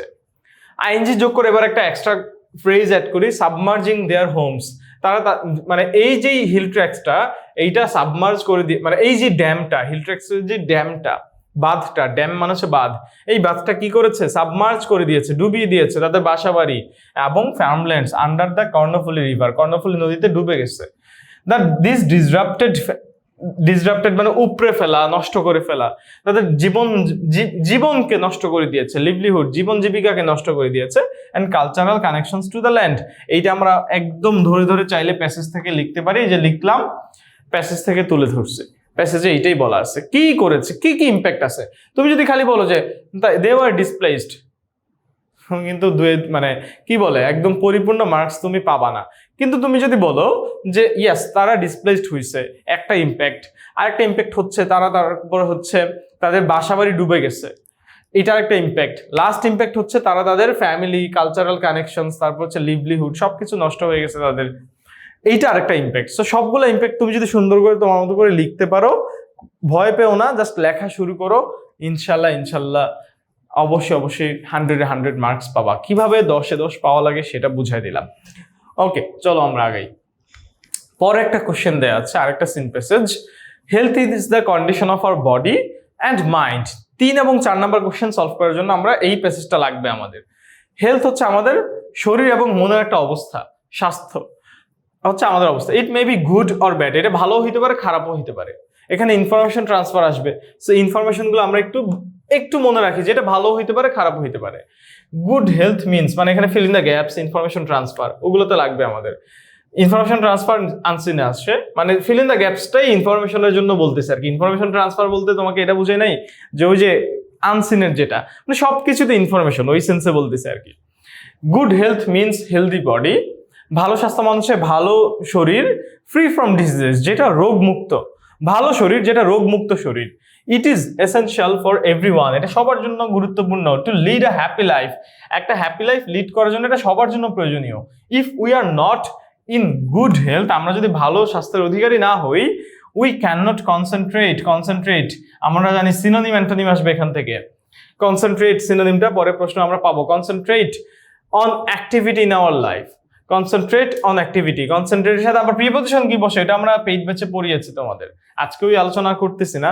কনসেন্ট্রেটের সাথে অন বসে, করতেছি না বলে আবার করে দিলাম, বাট এটা শিখতে হবে ভাইয়া, কিভাবে প্রিপজিশন সলভ করা মানে মনে রাখা যায়, বা প্রিপজিশন পড়তে হবে। সহজ কথা, টেক্সট বুকের প্রিপজিশন বাদ দেওয়া যাবে না। Concentrate on activity in our life কি বলতেছে, আমরা যদি ভালো স্বাস্থ্যের অধিকারী না হই, আমরা আমাদের জীবনের যেই অ্যাক্টিভিটিগুলো আছে সেগুলা আমরা কনসেন্ট্রেট বা ফোকাস করতে পারবো না, বা এই যে অরিজিনাল কিন্তু চলে এসেছে ফোকাস বা মনোযোগ দিতে পারবো না। আ প্রভার্ব গোস, একটা প্রবাদ আছে যে হেলথ ইজ ওয়েলথ, স্বাস্থ্যই সম্পদ। ইট means health is equally valuable as gold or any other personal পজেশনস। Health হচ্ছে ততটাই ভ্যালুয়েবল, মূল্যবান, যতটা গোল্ড অথবা এনি আদার ব্যক্তিগত যেই পজেশনস আছে, এনি আদার ব্যক্তিগত পজেশনস মানে সম্পত্তি, পজেশনস মানে হচ্ছে সম্পত্তি বোঝা, আমরা ওবিতে পড়েছি এটা। We may have vast wealth, আমাদের অনেক সম্পত্তি থাকতে পারে, অ্যান্ড প্রপার্টি থাকতে পারে, but if we are not healthy, আমরা যদি হেলদি না হই, উই ক্যান্ট এনজয় দ্যাম, আমরা তাদেরকে এনজয় করতে পারবো না। আমাদের অনেক কিছু থাকতে পারে, স্বাস্থ্য না থাকলে কিছুই হবে না। এই আর কি। টু কিপ আওয়ারসেলফ হেলদি, এখানে বলা আছে যে হেলদি রাখার জন্য কি করতে হবে, we have to do certain things, আমাদের কিছু জিনিস করা লাগবে।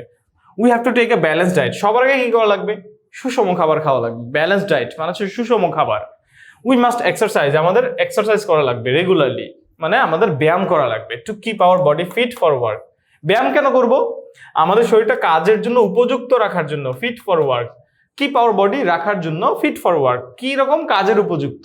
মানে আপনি যদি তোমার যদি হচ্ছে শরীর ফিট না থাকে, তাইলে কিন্তু তুমি কাজ করতে পারবে না, নড়তে চড়তে পারবে না, দৌড়াইতে পারবে না, যাইতে পারবে না, সারাদিন মন চাবে যে শুয়ে থাকি, ঘুমে ধরতেছে, শুয়ে থাকি, এরকম লাগবে। There is an old saying, সেখানে একটা প্রবাদ আছে, early to bed and early to rise makes a man healthy, wealthy and wise.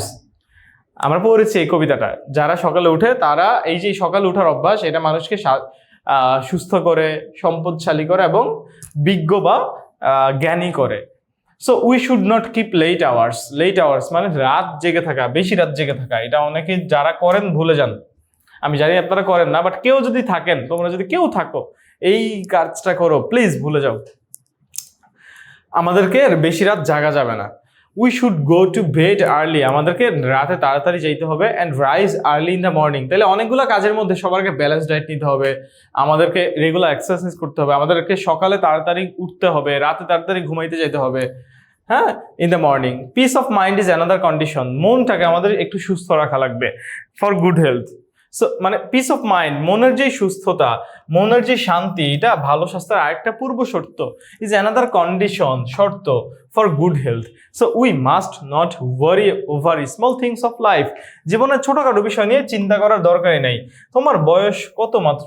মাত্র চলতেছে 12 বা 13, তুমি ক্লাস 8-এর একজন স্টুডেন্ট। তোমার দরকারই নাই জীবনে কি হচ্ছে না হচ্ছে, তোমার ভবিষ্যৎ কি হবে না হবে। তুমি তোমার এই জীবনটাকে এনজয় করো, এবং অবশ্যই মানে খুব আনকন্ট্রোলড ওয়েতে না, ধর্মীয় রীতিনীতি মেনে কন্ট্রোলড ওয়েতে এনজয় করবা।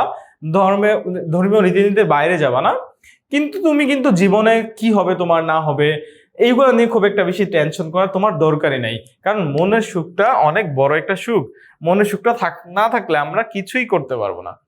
ওকে, মোটামুটি এই এবার ফিল ইন দ্য গ্যাপসটা আমরা করি। Health is the condition of our body and mind. It may B কি গুড অর ব্যাড। সাধারণত ফিল ইন দ্য গ্যাপসে আমরা মানে একটা ইনফরমেশনই নেই। এই যে বলছিলাম যে ইনফরমেশন দিয়ে আমরা এই সুইটেবল ওয়ার্ডটা দিয়ে আমরা ইনফরমেশন দিয়ে আমরা ফিল ইন দ্য গ্যাপ করবো। সাধারণত একটা ওয়ার্ডই নেই, বাট বাধ্য হয়ে গেলে না পারলে আসলে দুইটা নেওয়া যাবে। যেমন গুড অর ব্যাড, এখানে একটা ওয়ার্ড নেওয়া যাবে না। ইট মে বি গুড বলা যাবে না, ইট মে বি এটা হতে পারে ভালো অথবা খারাপ, দুইটাই বলতে হবে। Good health means a healthy body free from, ভালো স্বাস্থ্য মানে কি এমন একটা বডি যেটা কিসের থেকে মুক্ত? আমরা পড়েছি রোগ থেকে মুক্ত। কোথায় আছে রোগ? এই যে ডিজিজেস হচ্ছে রোগ। সো চলেন আনসার একদম ধরে ধরে ডিজিজেস বানানটা দেখে দেখে লিখে দিব। সহজ, খুবই সহজ। It is essential for everyone to lead a happy life. If we are not in good health we can not dash on. ভাইয়া আমি কিন্তু বলছিলাম প্রিপোজিশন অন কার সাথে বসে? কনসেন্ট্রেটের সাথে। আমাদের ভালো স্বাস্থ্য না থাকলে আমরা কনসেন্ট্রেট করতে পারবো না। সো এই যে হবে আনসার কনসেন্ট্রেট। ক্লাস 8 পর্যন্ত এই ফিল ইন দ্য গ্যাপসটা সহজ। 9-10-এ যায়, ক্লাস 8-এ তো আসলে কি হয়, প্যাসেজ থেকে ধরে ধরে দেওয়া হয়, রাইট? প্যাসেজ বুঝলে, প্যাসেজটা ভালো করে পড়লে এই feel in the gaps answer করা কোনো ব্যাপারই না। ঝামেলা হচ্ছে 9-10-এ যায় একটু ঘুরায় দেওয়া হবে আর কি। এরকমই 3 নম্বরে ফিল ইন দ্য গ্যাপস থাকবে, বাট একটু ঘুরায় দেওয়া হবে। On any activity in our life a proverb goes health is কি? সুস্থতাই হচ্ছে সম্পদ। Health is wealth. সহজ। It means health is equally valuable as gold or any other personal positions. পুরো প্যাসেজটাই আসবে to keep ourselves healthy we have to take a কেমন ডায়েট? Balance diet. সুষম খাবার নিতে হবে ফিট থাকার জন্য, কিপ ফিট রাখার জন্য, বা আমাদেরকে হেলদি রাখার জন্য আমাদেরকে ব্যালেন্স ডায়েট নিতে হবে। সো ই নাম্বারটার আনসার কি হবে? ব্যালেন্সড। আই গেস বুঝতেছি ভাইয়া, প্যাসেজেই বলা আছে। আরেকবার প্যাসেজটা তুমি দেখবা, দেখে প্রশ্নটা দেখে না পারলে প্রশ্নটা আরেকবার পড়বা।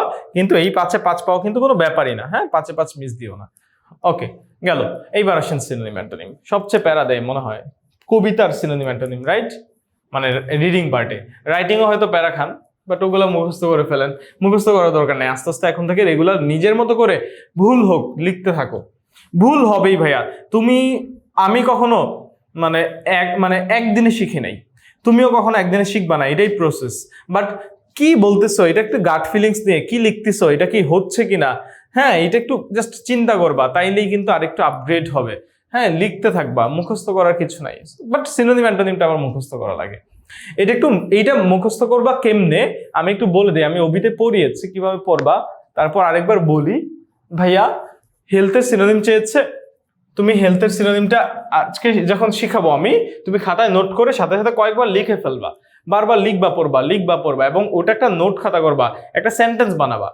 ওই যে হেলথ, এটা নিয়ে একটা হেলথের যে সিনোনিম আমরা চলো দেখি। ফিটনেস, হেলথের সিনোনিম হচ্ছে ফিটনেস, ঠিক আছে? ফিটনেস হচ্ছে হেলথের সিনোনিম। এই ফিটনেস নিয়ে তুমি একটা সেন্টেন্স বানাও।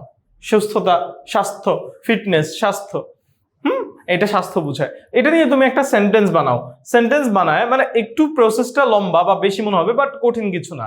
তুমি বারবার লিখলা পড়লা, 1 2 নাম্বার, তারপর হচ্ছে সেন্টেন্স বানাইলা, 3 নাম্বার ওই যে সেন্টেন্স গুলো বানাইলা, এগুলো 10-12 দিন পর পর তুমি রিভিশন দিলা, 7 দিন পর পর রিভিশন দিলা। নোট খাতাটা বারবার পড়লা, বারবার পড়বা, বারবার পড়তে হবে, রিভিশন দিতে হবে। তাহলে 3টা কাজ যদি করতে পারো তাহলে সারা জীবন মনে থাকবে। 1 বারবার লেখা পড়া, 2 নম্বর হচ্ছে সেন্টেন্স বানানো, 3 নম্বর হচ্ছে রিভিশন দেওয়া, রেগুলার বেসিসে রিভিশন দেয়। এটা করলে ভোকাবুলারি মনে থাকে।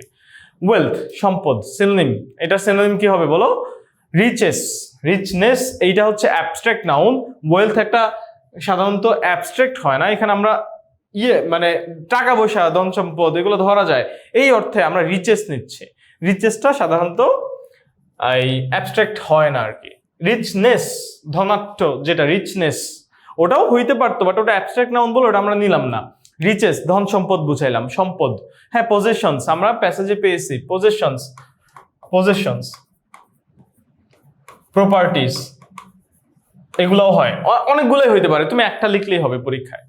ওকে, রিচেস, রিচেস শব্দটা, আর রিচনেস তো আমরা বারবার বলতেছি, রিচনেস কেন নিলাম না, এটা অ্যাবস্ট্রাক্ট নাউন, হ্যাপিনেস, রিচনেস মানে এটা মনের সুখ, ধনী হইলে যেই সুখনেস, সুখনেস না সরি, সুখ পাও, ওটা হচ্ছে রিচনেস। হ্যাঁ, ওটা মনের সাথে সম্পর্কিত। আর ধন সম্পদ ধরা যায়, টাকা পয়সা হচ্ছে রিচেস, ধন সম্পদ।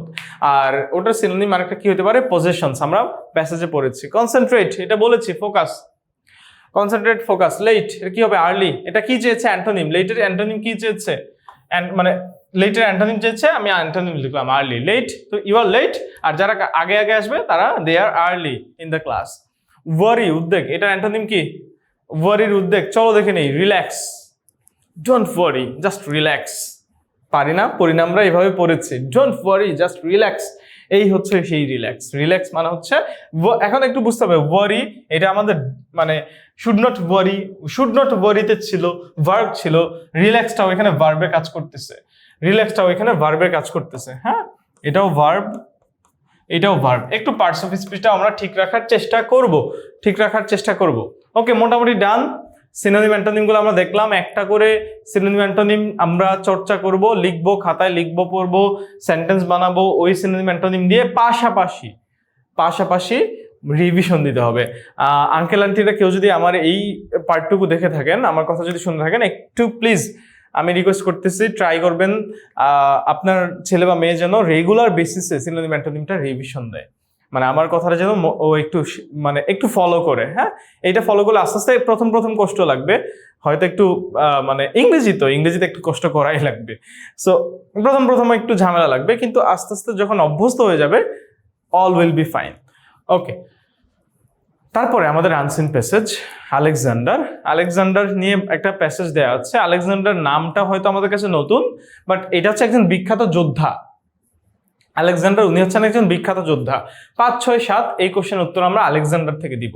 একবার প্রশ্নটা ইয়েটা পড়ে ফেলি, সিন প্যাসেজটা, আনসিন প্যাসেজটা পড়ে ফেলি। হ্যাঁ, প্যাসেজটা পড়ে ফেলি, প্যাসেজটা পড়ে ফেলি, চলো।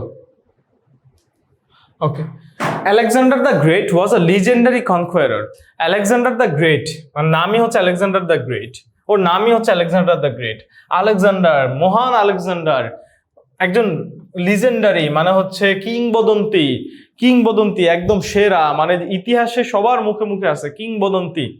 লিজেন্ডারি কনকোয়ারার, কনকোয়ারার মানে হচ্ছে যোদ্ধা বা জয়ী যোদ্ধা, যিনি গাজী, যাদের ইয়েস আমার নামের সাথে মিলে গেছে।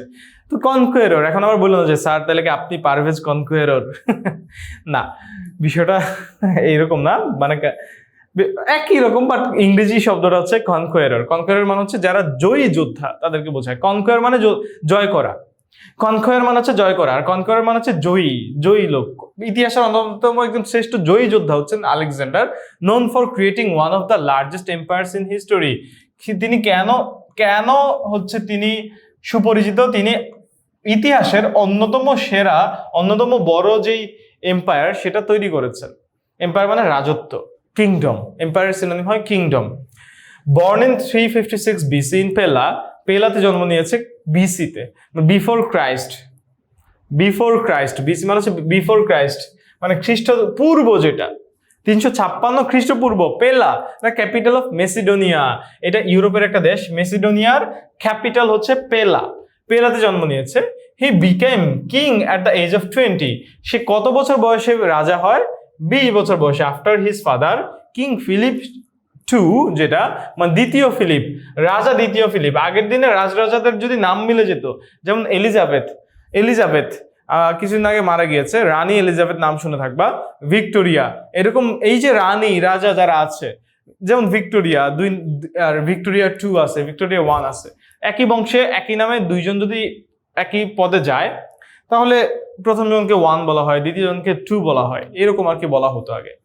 ওয়াজ অ্যাসাসিনেটেড, তাহলে তার বাবাকে কি করা হয়েছে? অ্যাসাসিনেটেড মানে হচ্ছে হত্যা করা, অ্যাসাসিনেটেড মানে হচ্ছে হত্যা করা। ওয়াজ কিল্ড মানে তাকে মানে আততায়ী তো বুঝি আমরা, যে গোপনে আক্রমণ করে হত্যা করে ফেলা, that is called assassination. Killing হচ্ছে একদম একদম মেরে ফেলছে। আর একটু গোপনে হ্যাঁ মানে গুলি করে আবার চলে যাওয়া, দিস ইজ কল্ড অ্যাসাসিনেশন। তাকে হত্যা করা হয়েছিল ইন 334 বিসি, 334 বিসিতে। তোমার মনে হতে পারে 56 পরে তো 86 বা 36 কি বলে 66 অথবা 76 হইতে পারে, এটা কম লোকেন না। আমরা সরল রেখা পড়ছি না, এই যে 0 এখান থেকে -1 -2 -3 এরকম হয় না? তো খেয়াল করে দেখো, আমরা যদি সময়টা তো এদিকে আসতেছে, 1 বছর 2 বছর 3 বছর 4 বছর এভাবে চলতে চলতে 2026-এ আছি আমরা, 2026-এ আছে। এটা হচ্ছে সরল রেখা। ধরো 1 2 3 4 এভাবে করতে করতে করতে 2026 আসছে। সরল রেখা পড়ছিলাম আমরা, চলো একটু ম্যাথ শিখাই। তো মাইনাস গুলা কিন্তু -3 এর চেয়ে কিন্তু আমরা জানি -1 হচ্ছে বড়, রাইট? আবার -1 হচ্ছে 0 বড়, 0 হচ্ছে 1 বড়, এইভাবে আসে, মানে এইদিকে হচ্ছে বড়রা আসে। তাইলে একটু খেয়াল করে দেখো, এটা হচ্ছে যীশু খ্রিস্ট যিনি জন্ম নিয়েছেন, ওটা হচ্ছে 0 সাল যদি ধরি আমরা। যীশু খ্রিস্ট যখন জন্ম নিয়েছেন, জিসাস ক্রাইস্ট, তখন তার জন্মসাল থেকেই মানে আমরা যে 2026 ধরি, এটা হচ্ছে অ্যাকচুয়ালি জিসাস ক্রাইস্টের জন্মসাল, বা মতান্তরে কেউ বলে তার জন্মের 3 বছর পর থেকে এটা প্রচলিত হয়। এই যে ইয়েটা ক্যালেন্ডারটা প্রচলিত হয়। মানে আমি ছোটবেলা ভাবতাম যে 2026 2015 2012, তার মানে পৃথিবীর বয়স 2012 আগে মানুষ থাকতো না। 2012 আগেও মানুষ থাকতো, তাদের সময়কালটাকে বলা হয় বিফোর ক্রাইস্ট। তারা তো আর বলতো না, আমরা বলি আর কি, আমরা এখন নাম দিয়েছি বিফোর ক্রাইস্ট।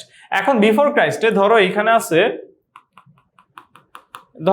কত 356। এখন 334 এটাকে এই দিকে আসবে, মানে এটা তো মাইনাস, এটা মনে রাখবে, এটা মাইনাস, এইদিকে আসা মানে মাইনাস, হ্যাঁ, 0 এর আরো পিছনে যাওয়া -356। এই যে বিফোর বিসি মানে হচ্ছে মাইনাস থেকে এবার 356 কে আরো মাইনাসে যাবে, নাকি বড়টা যেটা মানে সময় আগানো, তাহলে 334 হবে বলেন তো? ইয়েস, 334 হবে। মানে সময় যত আগাবে, মানে সময়টা এইভাবে আগাচ্ছে, 356 -355 -354 -353 -350 এভাবে করে -335 -334, এবার মাইনাস করতে করতে মাইনাসে কমতে কমতে আর প্লাসে বাড়তে বাড়তে 0-তে আসবে। -1, এই যে -3 -2 -1, তারপরে 0। তো খেয়াল করে দেখো, সময়টা যদি আমরা পিছনে যাই তাইলে সংখ্যাগুলো দেখলে বড় হচ্ছে, বাট আমরা যদি সময়টা অ্যাকচুয়াল যেভাবে আগাচ্ছে, আমরা এইভাবে যাওয়া মানে সময় আগানো, দুনিয়া আগায় যাচ্ছে, যে 1 সাল 2 সাল 3 সাল 2024 সাল 2025 সাল 2026 সাল, পরে আসবে 2027, পরে আসবে 2028। তো এইভাবে গেলে সময়টা বাড়ে। তো সময় বাড়াইতে গেলে খেয়াল করে দেখো, 3 এর চেয়ে পরে 2 আসে, 2 এর পরে 1 আসে, তাহলে 356 পরে 334 আসবে। আই গেস বুঝতে পারছি। এরপরও ম্যাথটা, সরলরেখার ম্যাথটা একটু ভালো করে করবা। আমি ম্যাথ পারি না, আমি নিজে পড়াই না, আমি এই জন্য পারি না বলে পড়াই না, যতটুকু পারি বুঝাইলাম। সো একটু এই নলেজগুলো রাখবো আমরা। বিসি যখন বলবো তখনই সালটা মাইনাস হয়ে যাবে, বিফোর ক্রাইস্ট। ওকে, আগাই।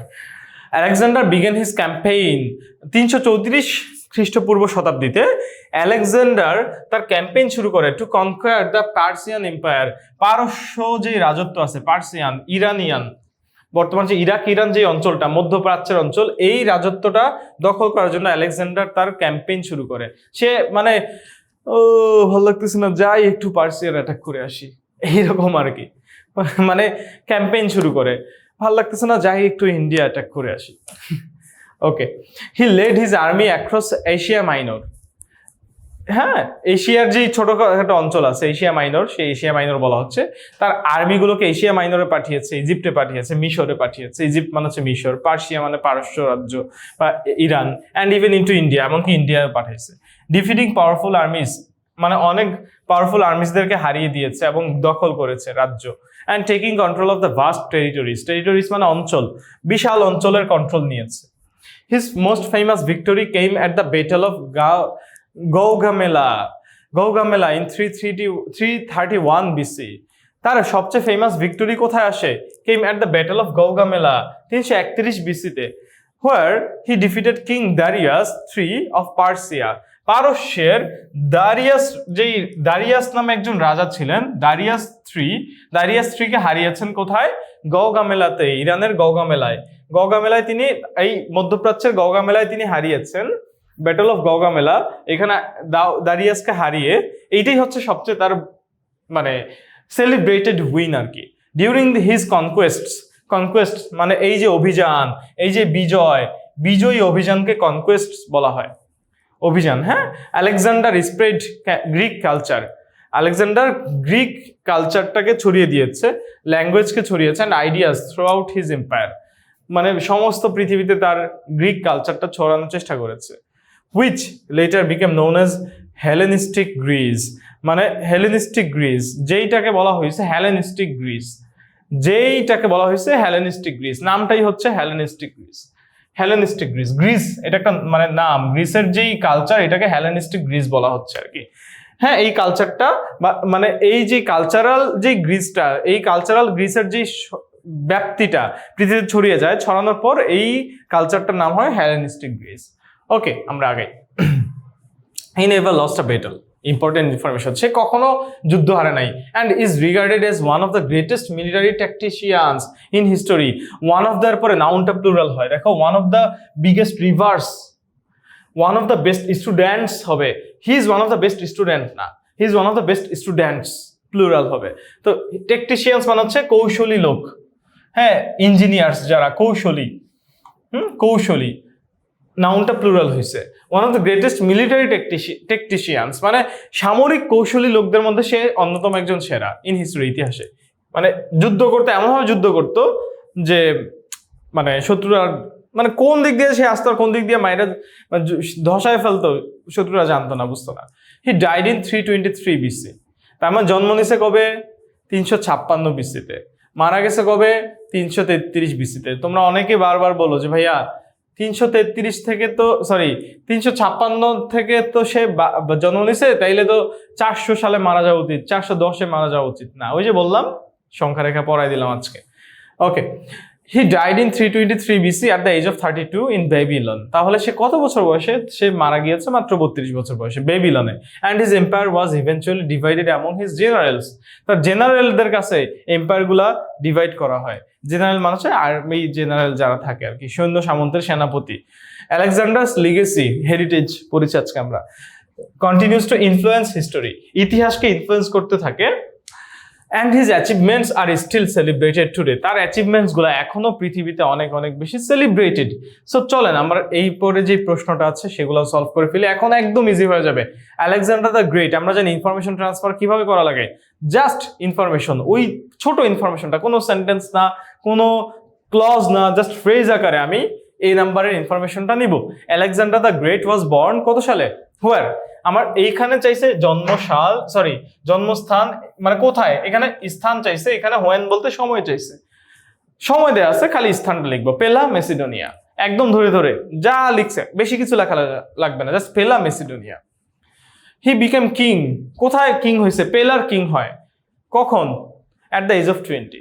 আমরা জানি কখন সে কিং হয়, তার বাবার মৃত্যুর পর, বাবাকে হত্যা করা হয়েছে, তারপরে 20 বছর বয়সে সে হচ্ছে কিং হয়, এবং রাজা ছিল মাত্র 12 বছর, 32 বছর বয়সে সে মারা যায়। He began his campaign two conquer, কোথায় তার ক্যাম্পেইন শুরু করেছে? কনকোয়ার, কি কনকোয়ার করবে সে বলো? পারসা বা পারস্য রাজ্য কনকোয়ার করার জন্য সে তার ক্যাম্পেইন শুরু করে। আমরা আরেকবার দেখে নেই, এই যে দেখো, সে তার ক্যাম্পেইন শুরু করেছে কনকোয়ার পার্সিয়ান এম্পায়ার, এই যে দেখো দাগ দেয়া আছে অলরেডি। সে তার ক্যাম্পেইন শুরু করেছে 334 BC-তে। পারস্য রাজ্য বা পারস্য সাম্রাজ্য সে দখল করার জন্য, কনকোয়ার বা জয় করার জন্য। সো পার্সিয়ান এম্পায়ার বা পার্সিয়ান এম্পায়ার বললেও হবে। এটা তুমি যদি পার্সিয়ান এম্পায়ার লিখো, প্রশ্নে আমার ইয়েতে এই টেক্সটে পার্সিয়ান এম্পায়ার বলা আছে, fine, okay, absolutely fine. He dash at the battle of Gaugamela 331, কি হবে এটা? কি করেছে? হোয়াট যখন জানতে যাবে মানে ঘটনাগুলা, গৌগামেলায় সে কি করেছে? ডিফিটেড কিং দারিয়াস 3, হি ডিফিটেড, জাস্ট ডিফিটেড মানে যেই কাজটুকু। আমি এখানে সাবজেক্ট আর ভার্ব একসাথে নিব না, সাবজেক্ট প্লাস ভার্ব একসাথে নিব না, আমি সাবজেক্ট নিতে পারি নাহলে ভার্ব নিতে পারি, নাহলে সাবজেক্ট নিতে পারি, কিন্তু হি ডিফিটেড কিং দারিয়াস যদি কেউ লিখো, মানে এখানে যদি আমি লিখি হি ডিফিটেড কিং দারিয়াস, একটা ক্লজ হয়ে যাবে, একটা সেন্টেন্স হয়ে যাবে। কিং দারিয়াসকে সে হারিয়েছে, জাস্ট বলো ডিফিটেড কিং দারিয়াস। এইভাবে ছোট ইনফরমেশন ফ্রেজ আকারে নিতে হবে। এখানে যেই ইনফরমেশনগুলো নিব দেখো সবগুলোই ফ্রেজ, কোনটা ক্লজ হয় নাই।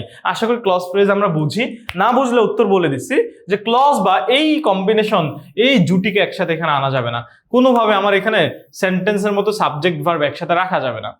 হি ডাইড, দেখো আলাদা আলাদা বক্সে, এমন বলা যায় না যে এখানে আরেকবার বলি না he died.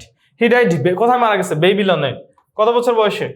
323 BC at the age of 32। তুমি যদি নাও যে at the age of 32 তাও হবে, আবার 323 BC এটাও হবে, আবার 323 BC এটা লিখে at the age of 32 লিখলে সেটাও হবে। ওকে, ইনফরমেশন ট্রান্সফার গেল।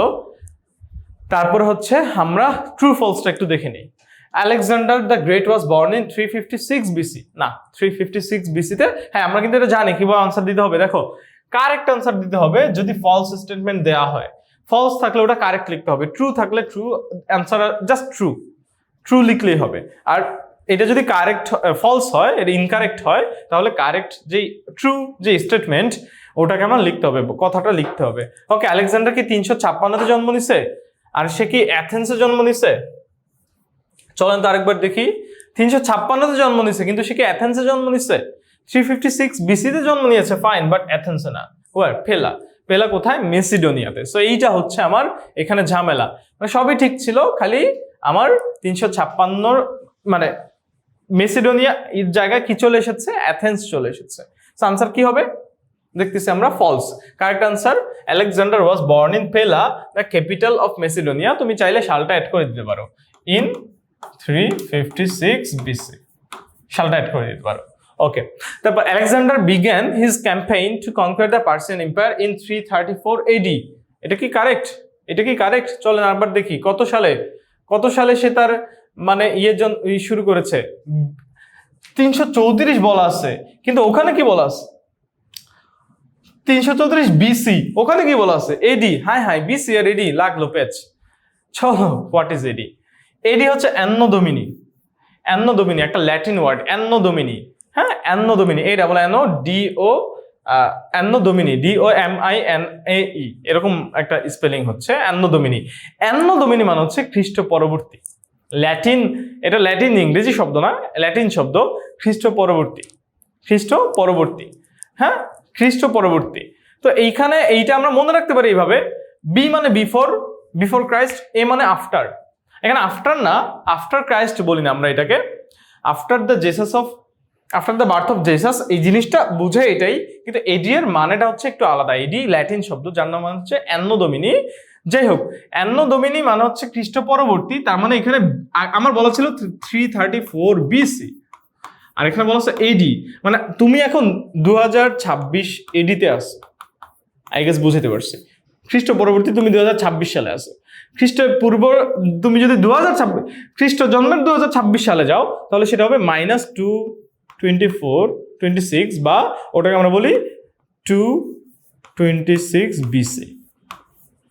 ওকে, তো এইখানে ঝামেলাটা, সবই ঠিক ছিল, তুমি তো দেখে বলবা যে ট্রু না, এটা ফলস। কারেক্ট আনসার হবে 334 BC। জাস্ট তুমি যেটা কারেক্ট, এডির জায়গায় BC লিখো, এডি মানে খ্রিস্ট পরবর্তী।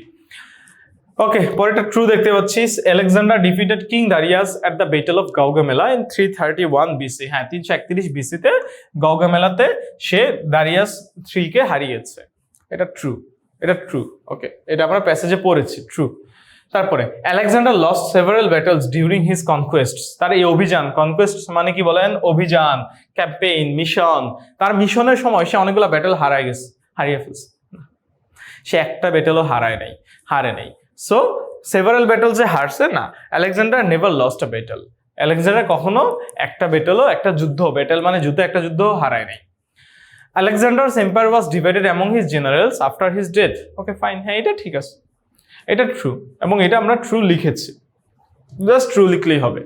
ট্রু ফলস গেল। তারপরে আমরা যাব হচ্ছে সামারিতে। সামারিটা কিভাবে করবা? ব্যক্তির সামারি কিভাবে লিখতে হবে? ব্যক্তিবাচক সামারি যদি আসে, সিন প্যাসেজে সাধারণত আনসিন প্যাসেজে ব্যক্তিবাচক সামারি আসে। ব্যক্তিবাচক সামারি যখন লিখবো আমরা, এইটার রুলসটা কি, এটা কি কি পয়েন্ট আমি অ্যাড করব, সামারি লেখার নিয়ম কি, এগুলো আমরা ক্লাসে পড়াই। আমরা জানি সামারি লিখবো হচ্ছে আমরা একটা পেজের এই এতটুকু, মানে অর্ধেকের একটু বেশি। আরেকবার দেখাই, মানে 3 ভাগের 2 ভাগ লিখবো, 1 ভাগ ফাঁকা রাখবো। সেন্টেন্স চিন্তা করলে তোমার যদি কয়টা সেন্টেন্স হবে, 8 থেকে 9টা সেন্টেন্স বা 10টা সেন্টেন্স ম্যাক্স। তোমার যদি হাতের লেখা ছোট হয় তুমি 10টা সেন্টেন্স দিয়ে দিতে পারো, নাম্বার পাবা। 8-9টা সেন্টেন্সের বেশি যাওয়া, 7 থেকে 8টা সেন্টেন্সের মধ্যে যদি পারো এটা বেস্ট। সামারি যদি 7 থেকে 8টা সেন্টেন্সে লিখতে পারো, দিস ইজ দ্য বেস্ট। হ্যাঁ, বেস্ট হচ্ছে 7 থেকে 8টা। 7 থেকে 9টার বেশি এর মানে এইখানেই উঠানামা করবে, এর বেশি যায়ও না। সেন্টেন্সের কথা যদি চিন্তা করি, কি কি লিখবো চলো বুঝাই দিই। ব্যক্তির সবার আগে এক কথায় জন্ম লিখব, তারপর হচ্ছে একটা পয়েন্ট 1 নাম্বার। 2 নাম্বার হচ্ছে তার বাল্যকাল, বাল্যকালের ইম্পর্টেন্ট ইনফরমেশন। অবশ্যই ইম্পর্টেন্ট ইনফরমেশন কি বাল্যকালে, বলো তার বাবাকে সে হারাই ফেলছে এবং 20 বছর বয়সে আলেকজান্ডার রাজা হয়েছে। আলেকজান্ডার কে, মানে জন্ম কি, তার পরিচয়, জন্ম পরিচয় দিব আর কি। জন্ম বলতে জন্ম পরিচয়, জন্ম পরিচয়। আলেকজান্ডার হচ্ছে ওয়ান অফ দ্য গ্রেটেস্ট কনকুয়ারার্স। এখন কথা হচ্ছে আমরা কিন্তু এই যে দেখো, আলেকজান্ডার দ্য গ্রেট জন্ম দিলাম, was one of the history's most legendary conquerors. একটু ঘুরায় বলছি। আমার প্যাসেজটা কি ছিল চলো তো দেখি। প্যাসেজটায় বলা হয়েছে যে Alexander the great was a legendary conqueror known for creating one of the largest empires in history. কেন সে হিস্টোরিতে নোন, সবকিছুই লিখেছি, সবকিছুই দিয়েছি, সবকিছুই ফাইন, ওকে। কিন্তু সমস্যা হচ্ছে আমার প্যাসেজে যা বলছে ওটাকে আমি একটু ঘুরায় বলছি। দেখো একটু ঘুরায় বলছি, কি বলছি, একই জিনিস ঘুরায় বলছি। আলেকজান্ডার দ্য গ্রেট জন্ম নিছে, সংক্ষেপে বললাম বর্ন ইন 356 BC ইন পেলা। জন্মটা এখানে ছোট করে অ্যাড করে দিলাম, ঢুকিয়ে দিলাম, আমার কাজ শেষ, বড় করা যাবে না। Pella Macedonia was one of history's most legendary conquerors. ইতিহাসের আমার ওখানে বলা আছে যে ইন হিস্টোরি, আমি হিস্টোরিজ মোস্ট লিজেন্ডারি কনকুয়ারার্স বললাম।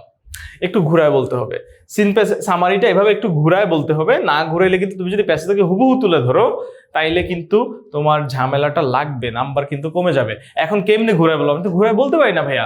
শিখতে হবে ভাইয়া, একটু লিখতে হবে, চেষ্টা করতে হবে। আজকে থেকে চেষ্টা করা শুরু করো, এই ক্লাসটা করার পরেই চেষ্টা করা শুরু করো। ভুল হবেই, হ্যাঁ। চ্যাট জিপিটিকে জাস্ট একটু দেখাবা, আবার চ্যাট জিপিটিকে বললো না এই একটা সামারি দিয়ে দাও, এইগুলো বললো না। তুমি জাস্ট একটু ওকে দেখাবা যে ঠিক আছে কিনা, কোথায় কোথায় ভুল হয়েছে, গ্রামাটিক্যাল মিস্টেক কোথায় হয়েছে এটা জানতে যাবা, ধরাই দিবে। ওকে, আর আমরা তো আছি, আমরাও আছি, আমাদের গ্রুপেও তোমরা চাইলে তোমরা এটা করতে পারো, দেখাইতে পারো, আমরা দেখিয়ে দিব, সমস্যা নেই, আমরা দেখবো অবশ্যই। দেখো তাইলে আমি জন্ম পরিচয় দিলাম, তার বাল্যকাল দিব, তারপরে দ্বিতীয় পয়েন্টটা কি হবে, বাল্যকাল। তৃতীয় পয়েন্টটা কি হবে বলো, তার কাজ, তার যেই কাল, মানে তার মানে কাজ হয়, অথবা যুবক কাল, তার ইম্পর্টেন্ট কাজ। 4 নাম্বার পয়েন্ট হবে কেন ফেমাস, তার ইম্পর্টেন্ট কাজ। 4 নাম্বারটা হবে তার কেন ফেমাস বা ইম্পর্টেন্ট কাজ, কেন সে ফেমাস, পৃথিবীর ইতিহাসের ইম্পর্টেন্ট কাজগুলা ভালো করে আরেকবার দেখেন। মানে যেটা বলতেছিলাম 5 নাম্বারটা কি হবে, যে কেন ফেমাস, সে মানুষ কেন তাকে মনে রেখেছে, হ্যাঁ সে কেন তো স্মরণীয়, তার ইম্পর্টেন্ট কাজ। কাজের পর আমরা একটা ইম্পর্টেন্ট কাজ দিব, কাজ প্লাস ইম্পর্টেন্ট কাজ, যেটা মানে ইম্পর্টেন্ট যার টাস্ক, সে হচ্ছে পৃথিবীর সবচেয়ে বড় যোদ্ধা, সে পার্সিয়ান এম্পায়ার যুদ্ধ জয় করেছে। তারপরে কেন সে ফেমাস, কারণ সে দারিয়াসকে হারাইছে, তার সবচেয়ে ফেমাস কাজ হচ্ছে দারিয়াসকে হারানো। তারপরে তার মানে এন্ডিং, মৃত্যু, এন্ড, তারপর হচ্ছে এন্ড বা মৃত্যু। এই যে 1টা 2টা 3টা 4টা 5টা 6টা, এই 5 6টা 7টা পয়েন্ট, 7টা সেন্টেন্স লিখবা, টান, সামারি টান। দেখো এগুলোই করা হয়েছে। সে 20 বছর বয়সে, বাল্যকাল তার, ফিলিপ মারা যাওয়ার পরে সে রাজা হয়েছে 34-এ। তারপরে সে এত কাজগুলা কি, সে পৃথিবী জয় করার জন্য সে ক্যাম্পেইন শুরু করছে। ভালো লাগতেছে না, যাই একটু অ্যাটাক করে আসি। Leading his many army across Asia minor, Egypt, Persia, এইগুলো হচ্ছে তার কাজ। তুমি চাইলে এই কাজগুলা একটু অন্যভাবে লিখতে পারো অথবা স্কিপ করতে পারো। ইম্পর্টেন্ট ইনফরমেশনগুলো লিখবো আমরা, যেগুলো ইম্পর্টেন্ট না সেগুলো না লিখলেও হবে। এই যে এই তার বাকি কাজগুলা, হ্যাঁ, মানে সে বিভিন্ন অঞ্চল, তুমি একসাথে বলতে পারো সে পৃথিবীর অনেক অঞ্চল টেরিটরিজ সে কন্ট্রোলে নিয়েছে, যে সে ভাস্ট টেরিটরি কন্ট্রোলে নিয়েছে। তারপরে নোটেবল কাজ কি, দেখো ফেমাস কাজ কি, তারপরে দেখো তার কাজ, ইম্পর্টেন্ট কাজ, ফেমাস কাজ, তার সবচেয়ে ফেমাস কাজ হচ্ছে গৌগা মেলা যেটা, ওকে। তারপরে দেখো মানে মানুষ কেন তাকে মনে রেখেছে, ঠিক আছে, মানুষ তাকে মনে রেখেছে কারণ সে গ্রিক ল্যাঙ্গুয়েজটা সে হেলেনিস্টিক গ্রিস যেটা আছে আমাদের হেলেনিস্টিক গ্রিস সংস্কৃতি, এইটাকে সে ছড়িয়েছে পৃথিবীতে, ঠিক আছে।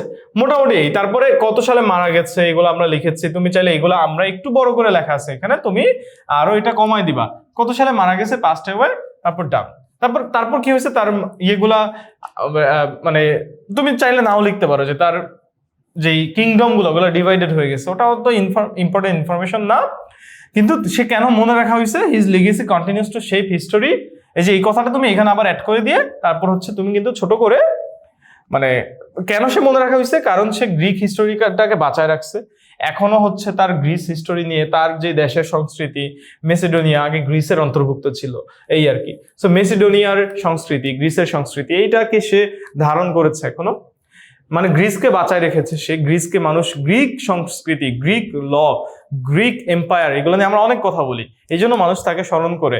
তো এইগুলো হচ্ছে আমরা এক জায়গায় এনে এটাকে আরেকটু ছোট করে চাইলে সামারিটা এন্ড করতে পারি, শেষে আমরা যদি মৃত্যু দেই, মেরে ফেললে কোনো সমস্যা নেই, মেরে ফেলবো বলতে সে মানে জাস্ট মৃত্যু সালটা লিখলে আর কি, ওকে। সো এইভাবে করে সামারিটা কিন্তু লিখবা, হ্যাঁ, একটু সামারিটা কি কি অ্যাড হবে, এই যে কি কি জিনিস অ্যাড হবে, জন্ম পরিচয়, বাল্যকাল, তার কাজ, ইম্পর্টেন্ট কাজ, কেন সে ফেমাস, তারপরে এন্ড, শেষ, এই কয়েকটা পয়েন্ট এন্ড, 5 থেকে 6টা সেন্টেন্স, 6 থেকে 7টা সেন্টেন্স এখানে চলে আসবে। সামারি কিন্তু এর চেয়ে সহজে আর হবে না ইনশাল্লাহ, হ্যাঁ, ওকে ফাইন, সামারি গেল। আমার কলামটা দেখি, ভাই কলাম নিয়ে অনেকে প্যারা খাই, এবি কলামে মনে রাখবা কি লিখবা, সাবজেক্ট, তারপর হচ্ছে ভার্ব, তারপরে হচ্ছে অবজেক্ট, তারপরে হচ্ছে এক্সটেনশন বলি, যেটাকে আমরা অ্যাডভার্ব বলি, অ্যাকচুয়ালি সেটা গ্রামাটিক্যাল অ্যাডভার্ব। তাহলে আমরা আবারও বলি সাবজেক্ট, ভার্ব, অবজেক্ট, তারপর হচ্ছে অ্যাডভার্ব, এডিভি। সাবজেক্ট ভার্ব দেওয়ার পরে আমরা অবজেক্ট দিচ্ছি, অ্যাডভার্ব দিচ্ছি। অবজেক্ট কেমনে বের করি, ভার্বকে কি বা কাকে দ্বারা প্রশ্ন করলে, এই প্রশ্নগুলো আমরা অবজেক্ট পাবো, ওবিজে যেটা অবজেক্ট। আর ভার্বকে কোথায়, কখন, কিভাবে, বাকি প্রশ্ন করলে, কি কাকের বাইরে যত প্রশ্ন করব, কোথায়,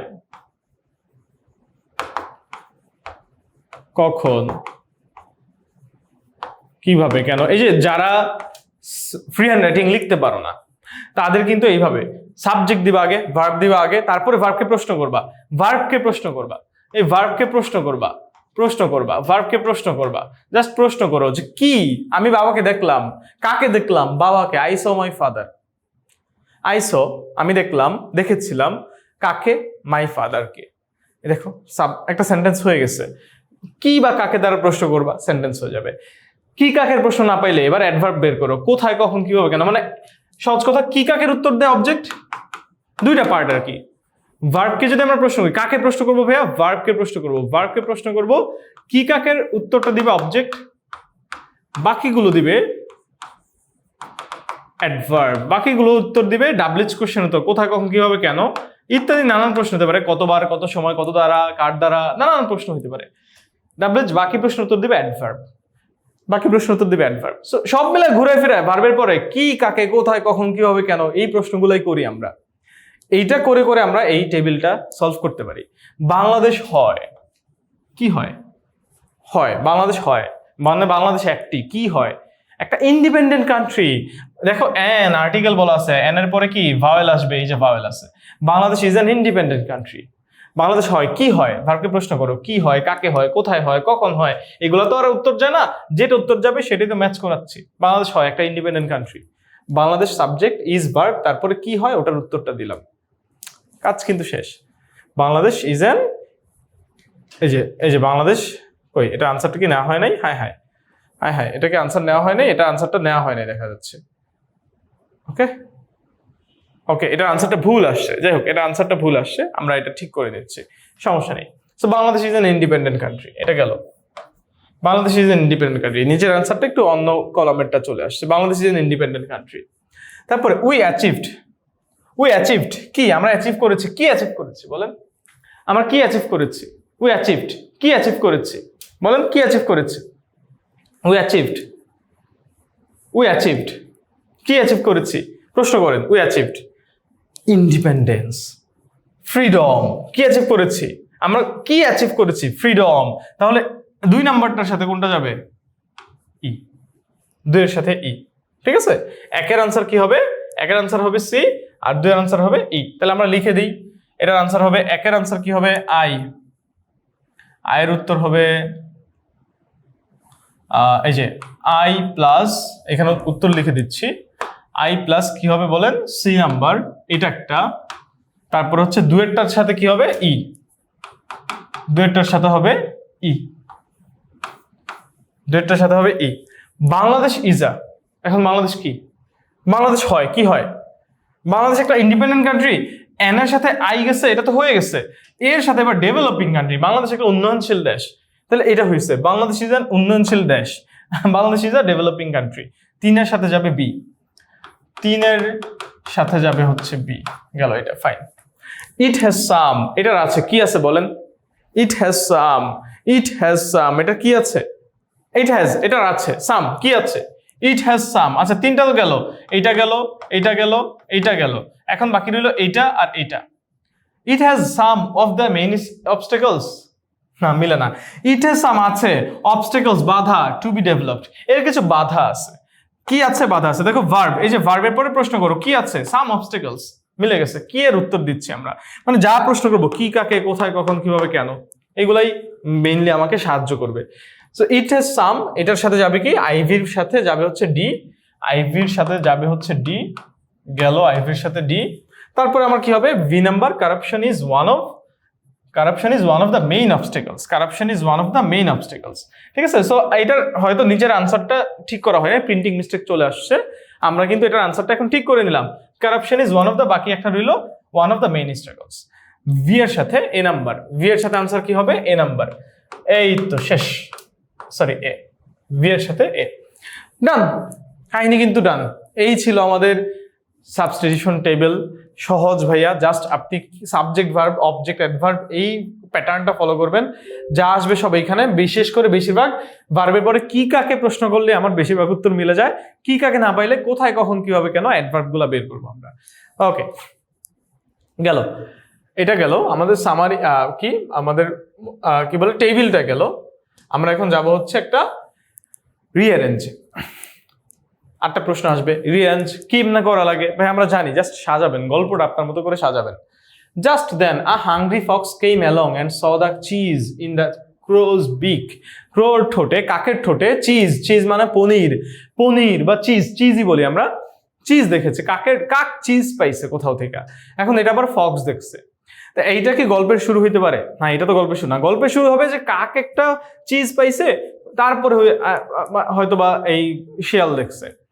You are the most beautiful and talented bird I have ever seen, said the fox. শুরু থেকে এরা বলবে যে তুমি হচ্ছে পৃথিবীর সবচেয়ে সুন্দর পাখি। The crow, flattered by the fox words, opened his mouth. এটা কি শুরু হবে? মানে ফ্ল্যাটার্ড, ফ্ল্যাটার্ড মানে একদম তোষামোদে, একদম গোলে যাওয়া। ফ্ল্যাটার্ড মানে হচ্ছে গোলে যাওয়া, ফ্ল্যাটার্ড মানে হচ্ছে গোলে যাওয়া, ঠিক গোলে গেছে। এটা কি শুরু হবে? না, এটাও শুরু হবে না। By the fox's words, না এটা শুরু না। Please sing a song for me, আমার জন্য একটা গান গাও, এটাও শুরু না। আমরা একটু সংক্ষেপেই পড়ি, এটাও শুরু না। Your voice must be as lovely as your appearance, তোমার চেহারার মতোই তোমার ভয়েসটাও হয়তো কত সুমিষ্ট, এটাও না। The fox wanting the cheese for himself began to flatter the crow. আচ্ছা দেখো, ফ্ল্যাটার মানে তোষামত করা, ফ্ল্যাটার মানে কি তোষামত করা, আর ফ্ল্যাটার্ড গলে যাওয়া, তেল দেওয়া। ফ্ল্যাটার মানে তেল দেওয়া, আর ফ্ল্যাটার মানে তেলে তেলিত হয়ে যাওয়া। ওকে, তো দ্য তেলিত কোনো শব্দ নাই, সরি। ওকে, মানে এমনি মজা করলাম। So the fox wanting the cheese for himself began to flatter the crow, তেল দেওয়া শুরু করলো, তোষামত করা শুরু করলো। এইটা আগে হবে, বাট তার আগে তো চিজ চুরি করা লাগবে বা নেওয়া লাগবে, পাওয়া লাগবে।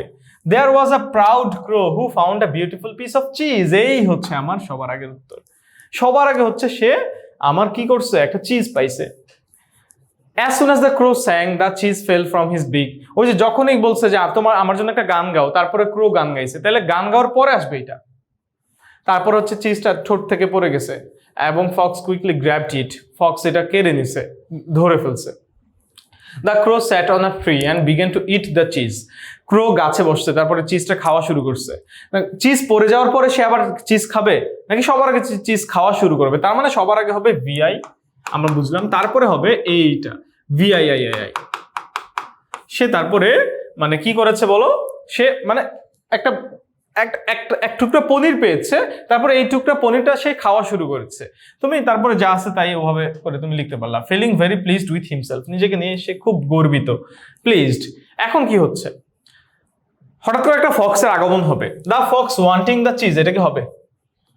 Fox wanting him the cheese began to flatter the crow. ফক্সের তো আগে আসতে হবে, রাইট?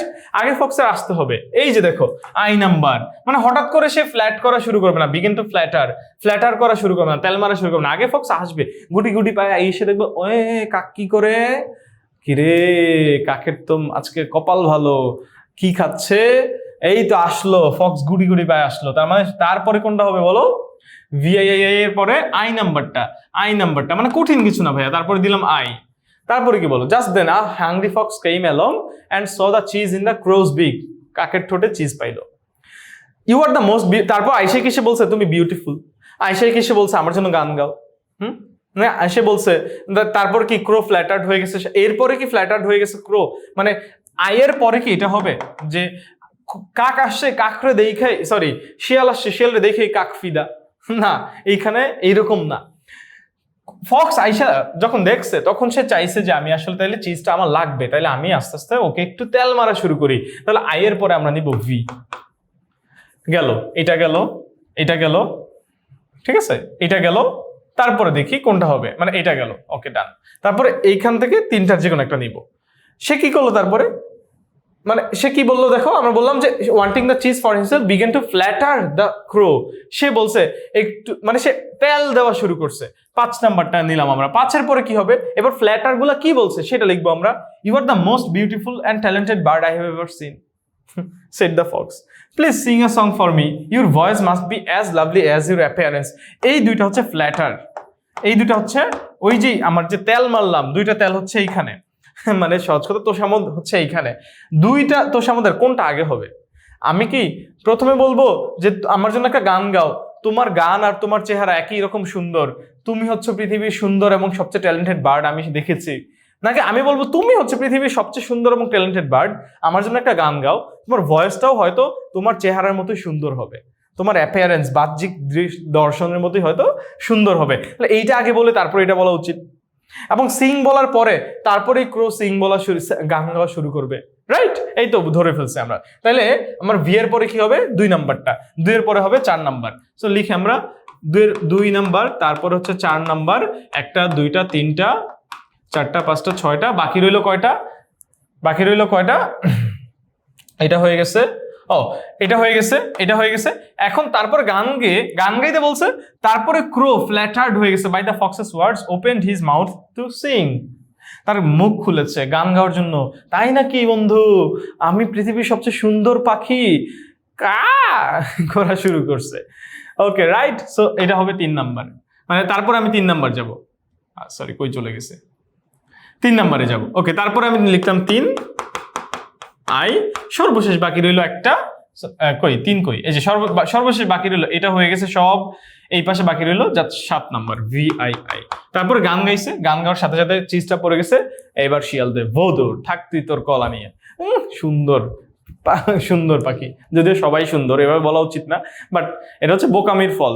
হ্যাঁ, নিজের যেই কন্ডিশন, নিজের যে অবস্থা, নিজের সামর্থ্য বুঝা লাগবে, কারো তোষামোদিতেও হয়ে যাওয়া যাবে না।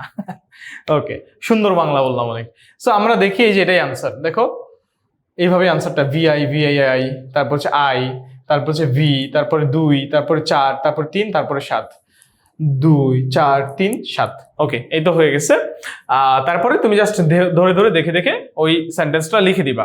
হ্যাঁ, রিরাইট করবা। এখানে দেখো, put the following parts of the story in correct order to make a whole story. একটা হোল স্টোরি বানানোর জন্য আমার এটা লিখতে হবে। তুমি যদি হচ্ছে খালি এই পার্টটুকু লিখো, তুমি হয়তো বা স্কুলে পরিপূর্ণ নাম্বার পাবা না।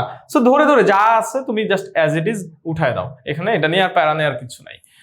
ওকে, আমরা গেল, আমরা কিছু প্রশ্ন উত্তর দেখি, কবিতার প্রশ্ন উত্তর দেখি। কবিতার প্রশ্ন উত্তরগুলো আমরা একদম প্রথম প্রশ্ন যেটা আছে এখানে বলেছে 8টা প্রশ্ন থাকে, 5টা প্রশ্নের উত্তর দিতে হবে, তবে আমরা 8টা প্রশ্নের উত্তরই আমরা নেয়ার চেষ্টা করব। সবার আগের প্রশ্ন, চিলড্রেন সংস। আশা করি সব কবিতাগুলো আমাদের পড়া হয়েছে, না পড়ে থাকলে আমরা পড়ে ফেলবো প্লিজ। চিলড্রেন সংস যারা পড়ো নাই এই পার্টটুকু তাদের কাছে কঠিন লাগবে। চিলড্রেন সংস একটা চমৎকার একটা কবিতা ছিল আমাদের। What does the speaker ask for in their prayer two god. শিশুদের গান যে কবিতাটা আমরা পড়েছি সেখানে যে কবি আছেন তিনি কি বলে, প্রার্থনা করতে বলে, হ্যাঁ কি প্রার্থনা করতে বলে? The speaker ask for guidance to bear the ইয়োক of life. জীবনের যে জোয়াল আছে, ইয়োক মানে হচ্ছে জোয়াল, জীবনের জোয়াল যেন আমি বইতে পারি, এইটা যেন আমি জীবনের যে দায়িত্ব আছে এই দায়িত্ব যেন আমি বহন করতে পারি। আমি যেন মানুষের মতো মানুষ হয়ে যখন আমি বড় হব, মানুষদের মতো হব, সমাজে যারা মানুষ সেই মানুষদের মতো হবো। আমি তো এখন বাচ্চা, যেই মানুষদের মতো আমি হব, হওয়ার পর জীবনের যে দায়িত্ব আছে এটা যেন আমি বইতে পারি, জোয়াল নিতে পারি, এই প্রেয়ারটা করতে বলছে। উইথ স্টিডফাস্টনেস, কি নিয়ে? একদম দৃঢ়তা নিয়ে। To rule themselves with control, এবং তাদেরকে যেন আমি কন্ট্রোল দিয়ে আমি যেন আমার এই যে দায়িত্বগুলো এগুলোকে রুল করতে পারি। To make no worthless sacrifices, এবং আমরা যেন এমন কোনো স্যাক্রিফাইস না করি যেটা যেটা দরকার নাই, হ্যাঁ। এবং কি to walk uncowed by fear or favour. Uncowed মানে হচ্ছে একদম ভীত বা হচ্ছে একদম দমিত, আমি যেন দমিত না হই, ভয় দিয়ে যেন আমি দমিত না হই। এবং to gain strength to help others in distress, এবং আমি যেন অপরকে সাহায্য করতে পারি। এটা একটা প্রার্থনা ছিল, একদম কবিতায় ধরে ধরে এই কয়েকটা প্রার্থনা বলা হয়েছে। আমরা যেন জীবনের দায়িত্ব গ্রহণ করতে পারি, আমরা যেন ওই দায়িত্বগুলোকে কন্ট্রোল করতে পারি, আমরা যেন কোনো ধরনের এমন কোনো স্যাক্রিফাইস না করি যেটা আমাদের দরকার নাই, ওই স্যাক্রিফাইসটাই করবো যেটা আমাদের জীবনের জন্য বা সমাজের জন্য দরকার, হ্যাঁ। তারপর আমরা যেন কোনো না করি, কি বলে, ভয় দিয়ে যেন আমরা ভীত না হয়ে যাই। তারপর হচ্ছে আমরা যেন কোনো ধরনের এমন শক্তি দাও যাতে করে আমরা ডিস্ট্রেস বা দুঃখীদেরকে যেন আমরা সাহায্য করতে পারি। নিজেদের মতো করে কি কি প্রার্থনা আছে এগুলো আমরা আরেকবার দেখে ফেললাম, এইগুলাই আমার চিলড্রেন্স সঙ্গে বলা আছে, লিখে ফেলবো আমরা। In the poem a little plant, আরেকটা চমৎকার কবিতা। Where does the little plant lie, কোথায়? লিটল প্ল্যান্ট মানে হচ্ছে গাছটা কোথায়? বীজের অন্তরে লুকিয়ে আছে। The little plant lies in the heart of a seed, একটা সিডের মধ্যে ভিতরে হচ্ছে লুকিয়ে আছে the little plant. Okay, so deep, so as describe in the poem, buried deep, হ্যাঁ বারিড ডিপ আমরা পড়েছি কবিতায়, বারিড ডিপ একদম অন্তরে অন্তঃস্থিত, এবং হচ্ছে সো ডিপ, এটা as describe in the poem যেমনটা কবিতায় বলা আছে, তোমার মতো করে তুমি লিখতে পারবা। ইন দ্য পোয়েম কি বলেছে? What kind of life does the poet describe as blessed, হ্যাঁ ইন অড অন সলিটিউড, এই কবিতা আমরা পড়েছি। সলিটিউড নির্জনতার যে কবিতা, নির্জনতার যে গান আমি পড়িয়েছি কবিতা তোমাদের, সেই গানে ব্লেসড কাদেরকে বলা হয়েছে? ব্লেসড মানে হচ্ছে ব্লেসড, কারা ব্লেসড? হ্যাঁ, ব্লেসড এর আর্কাইক ফর্ম আমি কবিতা পড়ানোর সময় বলেছি ভাই, এগুলা ব্লেসড এর আর্কাইক ফর্ম, প্রাচীন ফর্ম হচ্ছে ব্লেসড। কারা blessed? The poet describes the life of a person who is content with a simple life, সেই ব্লেসড তাদের কথাই বলা হয়েছে যারা জাস্ট একটা সিম্পল লাইফ নিয়ে সন্তুষ্ট। তারপর তোমার মতো করে তার ওই বাকি জিনিসগুলো তুমি তোমার মতো করে লিখতে পারবা। They live in peace and good health, sleep and time for study and recreation, তারাই সুখী মানুষ যারা আসলে, তারাই ব্লেসড বা আশীর্বাদপূর্ণ যারা আসলে এই কাজগুলো করে। তারপরে in the poem something told the wild গিজ, গিজ মানে কি? রাজহংসী। এই রাজহংসীকে কি বলা হয়েছে? সামথিং টোল্ড দ্য ওয়াইল্ড গিজ, বন্য রাজহংসীকে কিছু একটা বলা হয়েছে। What does the poem suggest is the reason for geese's migration, geese যে এক জায়গা থেকে আরেক জায়গায় চলে যায়, কে বলছে তাকে? পোয়েম অনুযায়ী কোন জিনিসটা গিজকে বলেছে যে এক জায়গা থেকে আরেক জায়গায় চলে যেতে হবে, মাইগ্রেশন করা বা দেশান্তর করতে হবে, এখনই সময় দেশ ত্যাগ করার, হ্যাঁ এখনই সময় চলে যাওয়ার, এটা কে বলতেছে? What does the poem suggest, poem কি সাজেস্ট করে? Is the reason for the geese's migration, মাইগ্রেশনের কারণ কি?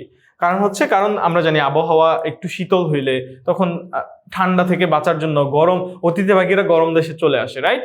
সো ওই শীতলতাই হচ্ছে মেইন রিজন, ওটাকেই তুমি সুন্দর করে কবিতায় যেভাবে বলা আছে ওটা বললা। The poem suggest that the geese feel the natural change of the সিজনসের একটা প্রাকৃতিক পরিবর্তনটা সে ফিল করতে পারে। Despite the fields being golden and leaves being green, ধান ক্ষেত সবুজ হয়েছে, হ্যাঁ, মাঠ সবুজ হয়েছে, সরি মাঠ সোনালি হয়েছে, বা গাছপালা সবুজ হয়েছে, এগুলো হওয়া সত্ত্বেও the approaching snow and frost signal, frost মানে হচ্ছে তুষার, স্নো মানে তুষার, ফ্রস্ট মানে হচ্ছে হিম, ফ্রস্ট মানে হচ্ছে হিম, হিম বুঝায়। এই হিমের যে সিগন্যাল, এই হিম মানে তুষার এবং হিম দেখে সে বুঝে গেছে, সিগন্যাল পেয়ে গেছে, it's time for them to migrate, এখনই মাইগ্রেট করার সময়। সো তোমার মতো করে তুমি লিখতে পারবা। আমি একটু দ্রুত যাই এই জায়গায়। গ্রিন স্কেপে why does the poet choose to turn away from streets and crowds. আমরা গ্রিন স্কেপ কবিতাটাও পড়েছি, না পড়লে পড়ে ফেলবো প্লিজ। এইখানে কবি কেন তিনি পালায় যেতে চান? এই যে জনাজীর্ণ জীবন, জনাকীর্ণ জীবন, বা হচ্ছে রাস্তায় ভরা মানুষ, সেখান থেকে তিনি কেন পালায় যেতে চান?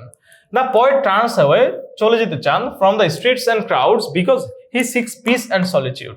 সে আসলে মূলত শান্তি এবং নির্জনতা চায় প্রকৃতিতে। কোথায়? In nature. এটাই মূল উদ্দেশ্য। তারপরে বাকি উদ্দেশ্যটাও এখানে বলা আছে। সে মূলত একটা শান্তি চায়, মনের শান্তির জন্য সে পালিয়ে যেতে চায়, রাইট? এটা আমরা পড়েছি। What does the poet say happens to the shoes, জোতার কি হয়েছে? The news at the end of the poem. একটা কবিতা পড়েছি আমরা, দ্য নিউজ, দুইটা জোতা আছে, সে জোতার কি হয়েছে শেষ পর্যন্ত? At the end of the poem the poet says that the shoes goat lost, জোতা হারায় গেছে। It is the news. জোতা আমাদের এত উপকার করলো, বাট জোতা দুইটা হারায় গেল। আমরা জোতার একটুও নজর দিলাম না, জোতাকে আমরা একটু আসলে মানে অবহেলায় ফেলে দিছি আমরা। ওকে, এফ নাম্বারটা গেল। তারপরে হচ্ছে হোয়াট লিটারি, তুমি তোমার মতো করে লিখবা, হ্যাঁ, আরেও এক দুই লাইন লিখতে হবে। What literary devices, Literary devices means, এটা কি সিমিল, মেটাফর? মানে এই ডিভাইসেস মানে হচ্ছে যন্ত্রাংশ বোঝাবে। এইখানে শাব্দিক কাব্যিক শব্দ, এটা কি? সাহিত্যিক যেই গুণ বা বৈশিষ্ট্যগুলো, এটা কি? মানে এটা কি সিমিল হয়, মেটাফর হয়, নাকি হচ্ছে পার্সনিফিকেশন? এগুলো আমাদের শিখতে হবে। পার্সনিফিকেশন, এখানে দা নিউজে পার্সনিফিকেশন ইউজ করা হয়েছে। কোন ডিভাইসেস গুলা? কিছু ডিভাইসেস আছে, সাহিত্যিক যে বৈশিষ্ট্যগুলা, এগুলো আমাদের পড়া লাগবে। সিমিল হয়, মেটাফর হয়, অ্যালিটারেশন হয়, পার্সনিফিকেশন হয়। এগুলো নাম অনেকে প্রথম শুনতেছো, ভয় পাওয়ার কিছু নাই যারা প্রথম শুনতেছো, এগুলা অবিতে পড়ানো হয়, পড়ানো হবে। What literary devices are used, কোন সাহিত্যিক শ্রেণীটা ইউজ করা হয়েছে? কোনটা? পার্সনিফিকেশন ইউজ করা হয়েছে। আনসার হচ্ছে পার্সনিফিকেশন। দা নিউজে পার্সনিফিকেশন ইউজ করা হয়েছে। What is personification? একটা বস্তুকে ব্যক্তিত্ব দান করলে সেটাকে বলা হয় personification. This is a black pen, he is my favourite. বলা উচিত ছিল it is my favourite, but আমি ওরে পার্সনিফাই করলাম, আমি ওরে আমার পছন্দের মানুষ হিসেবে তৈরি করলাম। হি ইজ মাই ফেভারিট, সে আমার পছন্দের লোক। এই যে পছন্দের কলম, তাকে আমি সে বলে সম্বোধন করলাম, এটাই পার্সনিফিকেশন। দা নিউজকে সে মানুষ রূপে, সে হাঁটতে পারে, সে কান্না করতে পারে, এরকম বলা হয়েছে না? হ্যাঁ, শেষ পর্যন্ত সে অবহেলিত হয়ে হারাই গেছে। তো মানুষের মতো, জীবের মতো করে অনেকটা বৈশিষ্ট্য দেওয়া, এটাকে বলা হয় পার্সনিফিকেশন। কবিরা এরকম করেন, কবিরা অনেক কিছুই করেন, তার মধ্যে এটা একটা। সো এইখানে কোন ডিভাইসটা ইউজ করা হয়েছে? পার্সনিফিকেশনটা। What role does nature play in the poem contemplation? কন্টেম্পলেশনে নেচার কি রোল প্লে করে? আমরা কবিতাটা পড়েছি, না পড়লে প্লিজ যারা কবিতাটা পড়েন নাই কাইন্ডলি তারপরে পড়ে এই পার্টটুকু একটু দেখেন। কন্টেম্পলেশন কবিতাটা দেখবেন, নেচার সবচেয়ে ইম্পর্টেন্ট রোল প্লে করছে। What role? Central role. Nature plays a central role. মানে কন্টেম্পলেশন কবিতাটার, কন্টেম্পলেশন মানে ধারণা করা, অনুমান করা, চিত্র আঁকা, হ্যাঁ, ভাবা। হ্যাঁ, তো এই ভাবা কবিতায়, ভাবনা কবিতায় প্রকৃতিই হচ্ছে মূল যেই রোল, সেটাই প্লে করেছে। তারপর তুমি বাকি ব্যাখ্যাগুলো সুন্দর করে তোমার মতো করে লিখবা। এক লাইনে দিও না, 2-3টা লাইন লেখার চেষ্টা করবা, তাইলে 2-2 পাবা। ওকে, মোটামুটি ডান। আমরা এই পর্যন্ত গেল আমাদের। তারপরে বাকি স্টোরি আমি শেষ করে দিব, আমাদের ক্লাসটা অনেক হয়ে গেছে। আমি বাকি পার্টটুকু জাস্ট সিঙ্গেল আলোচনা করি, সংক্ষিপ্ত আলোচনা। স্টোরি কিভাবে করা লাগে আমরা জানি। এইখানে স্টোরিটা হচ্ছে there lived a clever fox in a jungle, মানে শিয়ালের লেজ কেটে গেছে। এখন সে বাকি সবাইকে বলছে, দেখো আমার তো লেজ কেটে গেছে, ওয়াও কত সুন্দর, আসো না দেখো তোমরাও লেজ কেটে ফেলো, তোমরাও মানুষের মতো সুন্দর হয়ে যাবা। লেজ হচ্ছে আমাদের প্রতিবন্ধকতা, কাট দ্যাট অফ, এটাকে কেটে ফেলো। বাকিরা তো ভাবছে ওয়াও আমরাও তাইলে সুন্দর হয়ে যাবো। একজন বৃদ্ধ তখন উঠা দাঁড়াইছে, না এটা একটা ট্রিক্স, সে তাকে দেখতে অদ্ভুত দেখায় বলে সে এখন বলছে যে সবাইকে অদ্ভুত বানায় ফেলি, সবাই যদি অদ্ভুত হয়ে যায় আমার তখন আর অদ্ভুত লাগবে না, সবাই আমরা সমান সমান। তো এইটা একটা ট্রিক, হ্যাঁ, তার ফাঁদে কেউ পা দিও না। তো বৃদ্ধ শিয়ালের কথায় আবার বাকিরা ভুল বুঝতে পেরে ওই লেজ কাটা শিয়ালকে কি করছে, তারাই দিছে। এই ছিল স্টোরি। তো 3 লাইন 4 লাইন দেওয়া থাকবে, বাকিটুক তুমি লিখবা। 10 মার্কের এখানে স্টোরিতে 1.5 থেকে 2 পেজ লেখার চেষ্টা করবা, 2 পেজ লিখবা। 10 লাইনের জন্য 10টা মার্কের জন্য 2 পেজ লেখার চেষ্টা করবা। স্টোরিটা এখানে, পুরো স্টোরিটা এখানে দেয়া আছে। সব জায়গায় তোমরা যদি স্ক্রিনশট নিতে চাও আমি 3 সেকেন্ড সময় দিচ্ছি। হ্যাঁ, 3 2 1, আরেকবার দিলাম, 3 2 1, ডান। ক্লেভার ফক্স গেল। হ্যাঁ, তারপর এটা নাও, 3 2 1, স্টোরির বাকি পার্ট, 3 2 1 3 2 1 3 2 1, ডান ডান ডান ডান ডান ডান ডান। ওকে, ডান। ওকে, প্যারাগ্রাফ লোডশেডিং আসবে, ইম্পর্টেন্ট। এবার এসএসসিতে আসছে এবার লোডশেডিং, সো ইম্পর্টেন্ট, প্যারাগ্রাফটা ইম্পর্টেন্ট। হ্যাঁ, কি কি প্রশ্ন আছে সবগুলো প্রশ্নের উত্তর দেওয়ার চেষ্টা করবা, তাইলে একটা সুন্দর প্যারাগ্রাফ হয়ে যাবে। এইটাও 1.5 থেকে 2 পেজ, মিনিমাম 2 পেজ লিখলে ভালো, 2 পেজ লিখতে পারলে ভালো। তারপরে কি বলা আছে, লোডশেডিং প্যারাগ্রাফটা এখানে দেওয়া আছে। প্যারাগ্রাফ কেমনে লেখা লাগে আমরা জানি, অথবা হয়তো অন্য কোনো ক্লাসে আমরা এটাও আলোচনা করতে পারবো। আজকে আর আমি সময় দিচ্ছি না প্যারাগ্রাফ নিয়ে। সো প্যারাগ্রাফের আমরা শুরুতে আমরা হেডিং দেই, আমরা সবার আগে ইন্ট্রোডাকশন দেই, তারপরে এইটা লোডশেডিং কেন হয়, এটার সমস্যাটা কি, মাঝখানে বডি পার্টে ওগুলো লিখি, তারপরে এন্ডিংটা লিখি আমরা। হ্যাঁ, লোডশেডিং বন্ধ করার জন্য গভর্নমেন্টের হচ্ছে স্টেপস নিতে হবে। সো এটা ইয়েটা নিয়ে নাও, 3 2 1। হ্যাঁ, ইন্ট্রোডাকশনটাকে আমরা টপিক সেন্টেন্স বলি। এই আলোচনা হয় আমাদের ওবিতে, আই গেস করার কথা, না হইলেও আমরা করবো, আমরা সমস্যা নেই। ওকে, টেনশন নিও না। লোডশেডিং প্যারাগ্রাফটা স্ক্রিনশট নিয়ে ফেলছো, আই গেস ডান। ওকে, ডান ডান ডান ডান ডান। তারপর হচ্ছে একটা ডায়লগ দেওয়া আছে, স্কিল কিভাবে বাড়ানো যেতে পারে, ইংলিশের স্কিল। সেখানে ডায়লগ কিভাবে লিখতে হবে দেখো, 2 জন ব্যক্তি থাকবে। হ্যাঁ, তুমি সীমা, তোমার বন্ধু হচ্ছে রুমি। সীমা আর রুমির মধ্যে ডায়লগ, সো ব্যক্তিটা হবে তুমি সীমা আর তোমার বন্ধু রুমি। কিভাবে ইংলিশ বাড়াইতে হয়, স্কিল বাড়াইতে হয়, ইংরেজির স্কিল। তো তুমি তাকে উপদেশ দিবা, মেইন পার্টটুকু ভালো করে লিখতে হবে। কি উপদেশ, ইংরেজি কিভাবে বাড়ানো যায় স্কিল, যে নিউজ পেপার পড়ে, তারপর হচ্ছে টেলিভিশনে ইংরেজির নিউজ দেখে, তারপরে হচ্ছে অডিও বুক শুনে, অথবা বই পড়ে, অথবা হচ্ছে কথা বলতে বলতে বারবার প্র্যাকটিস করার মাধ্যমে। হ্যাঁ, ভোকাবুলারি শিখে, হ্যাঁ, বেশি বেশি লিখে, গ্রামার শিখে, সবভাবে আসলে ইংরেজি মানে ইমপ্রুভ করা যায়, স্কিল ইমপ্রুভ করা যায়, আরো নানাভাবে করা যায়। রেগুলার প্র্যাকটিস করা লাগবে আর কি, এগুলাই তো মূল কথা। তো এইটা হচ্ছে কি করা লাগবে আমার, হাই কেমন আছো, হাইটা সুন্দর করে লিখবো আমরা, কেমন আছো, আমি ভালো আছি, তুমি কেমন আছো, আমিও ভালো আছি। হ্যাঁ, আমার একটু একটা সমস্যা ছিল, আমি ইংরেজিতে কথা বলতে পারি না, তুমি আমাকে কিছু অ্যাডভাইস দিতে পারবে কিনা? তুমি বলবা শিওর, ইয়েস। তারপর তুমি এইভাবে শুরু করো, এই লিখো, এগুলা করো। Thank you so much for your kind consideration of time and for your kind help. ঠিক আছে, তোমার হেল্পের জন্য অনেক অনেক ধন্যবাদ। ঠিক আছে, thank you so much Rumi, you are always welcome Seema. এই থ্যাংক ইউ আর ওয়েলকামটা সুন্দর করে লিখে আমরা ডায়লগটা শেষ করব। খাতার ডায়লগ যখন আমরা সীমা রুমি লিখবো, সীমা আর রুমি এটা এক সাইডে লিখে, মানে একটু চেষ্টা করবো যে আসলে এটা এই অ্যালাইনমেন্টটা ঠিক রাখার। হ্যাঁ, অনেকে মার্জিন দিই আমরা, মার্জিন, আমার এই অ্যালাইনমেন্ট নষ্ট হয়ে গেছে, আমার জানো আকার হাত কতটা চমৎকার, যাই হোক একটা গাছ হয়ে গেছে। তুমি সুন্দর করে মার্জিনেও করার দরকার নেই, পেন্সিল দিয়ে চাইলে করতে পারো, বাট এটা যেন সমান সমানে থাকে। তারপর এখানে যেটা শুরু করবা ডায়লগটা, এখানেও যেন এইটাও যেন অ্যালাইনমেন্টটা সমান সমানে থাকে আর কি। এইটা রাখলে ডায়লগের প্রেজেন্টেশনটা অনেক ম্যাটার করে। প্রেজেন্টেশনটা সুন্দর হইলে তোমার কিন্তু পারফেক্ট একটা নাম্বার, তুমি মিনিমাম 9 কিন্তু এখানে আনা কোনো ব্যাপারই না। ওকে, জাস্ট গ্রামারটা এবং মেইন পার্টটা ফোকাসে রেখো। এই ছিল আমাদের প্রশ্ন। এতক্ষণ পর্যন্ত আমি ছিলাম তোমাদের গাজী ভাইয়া। ইনশাল্লাহ দেখা হবে ওবিতে। ভালো থেকো, সুস্থ থেকো, এবং হচ্ছে একটু পড়াশোনা করো আর কি। হ্যাঁ, কারণ দিন শেষে সব কথার এক কথা হচ্ছে সামনে বার্ষিক পরীক্ষা। যদি পড়াশোনা না করো ভাইয়া, যেটা হবে, বিশেষ করে ইংরেজিটা রেগুলার যদি না পড়ো, ভোকাবুলারি পিছায় পড়বা, সব কিছু নষ্ট হয়ে যাবে। বিশেষ করে তোমার যদি হচ্ছে এই বয়সে আইসা এই তোমার সেন্টেন্স মেকিং, ভোকাবুলারি বলো, ইংরেজির স্কিল, এগুলো যদি তোমার ঠিক মতো তুমি না শিখতে পারো এই বয়সটায়, 9 10-এ উঠে, 11-এ উঠে, 12-এ উঠা বিপদে পড়ে যাবা। সো একটা রিকোয়েস্ট, একটু পড়াশোনা করো। কোনো সমস্যা থাকলে আমাদেরকে জানাও, আমরা আছি তোমাদের সাথে, ওবিতে থাকবো পুরো ওবিতে। সো ইনশাল্লাহ দেখা হচ্ছে অন্য কোনো একটা ক্লাসে। আল্লাহ হাফেজ।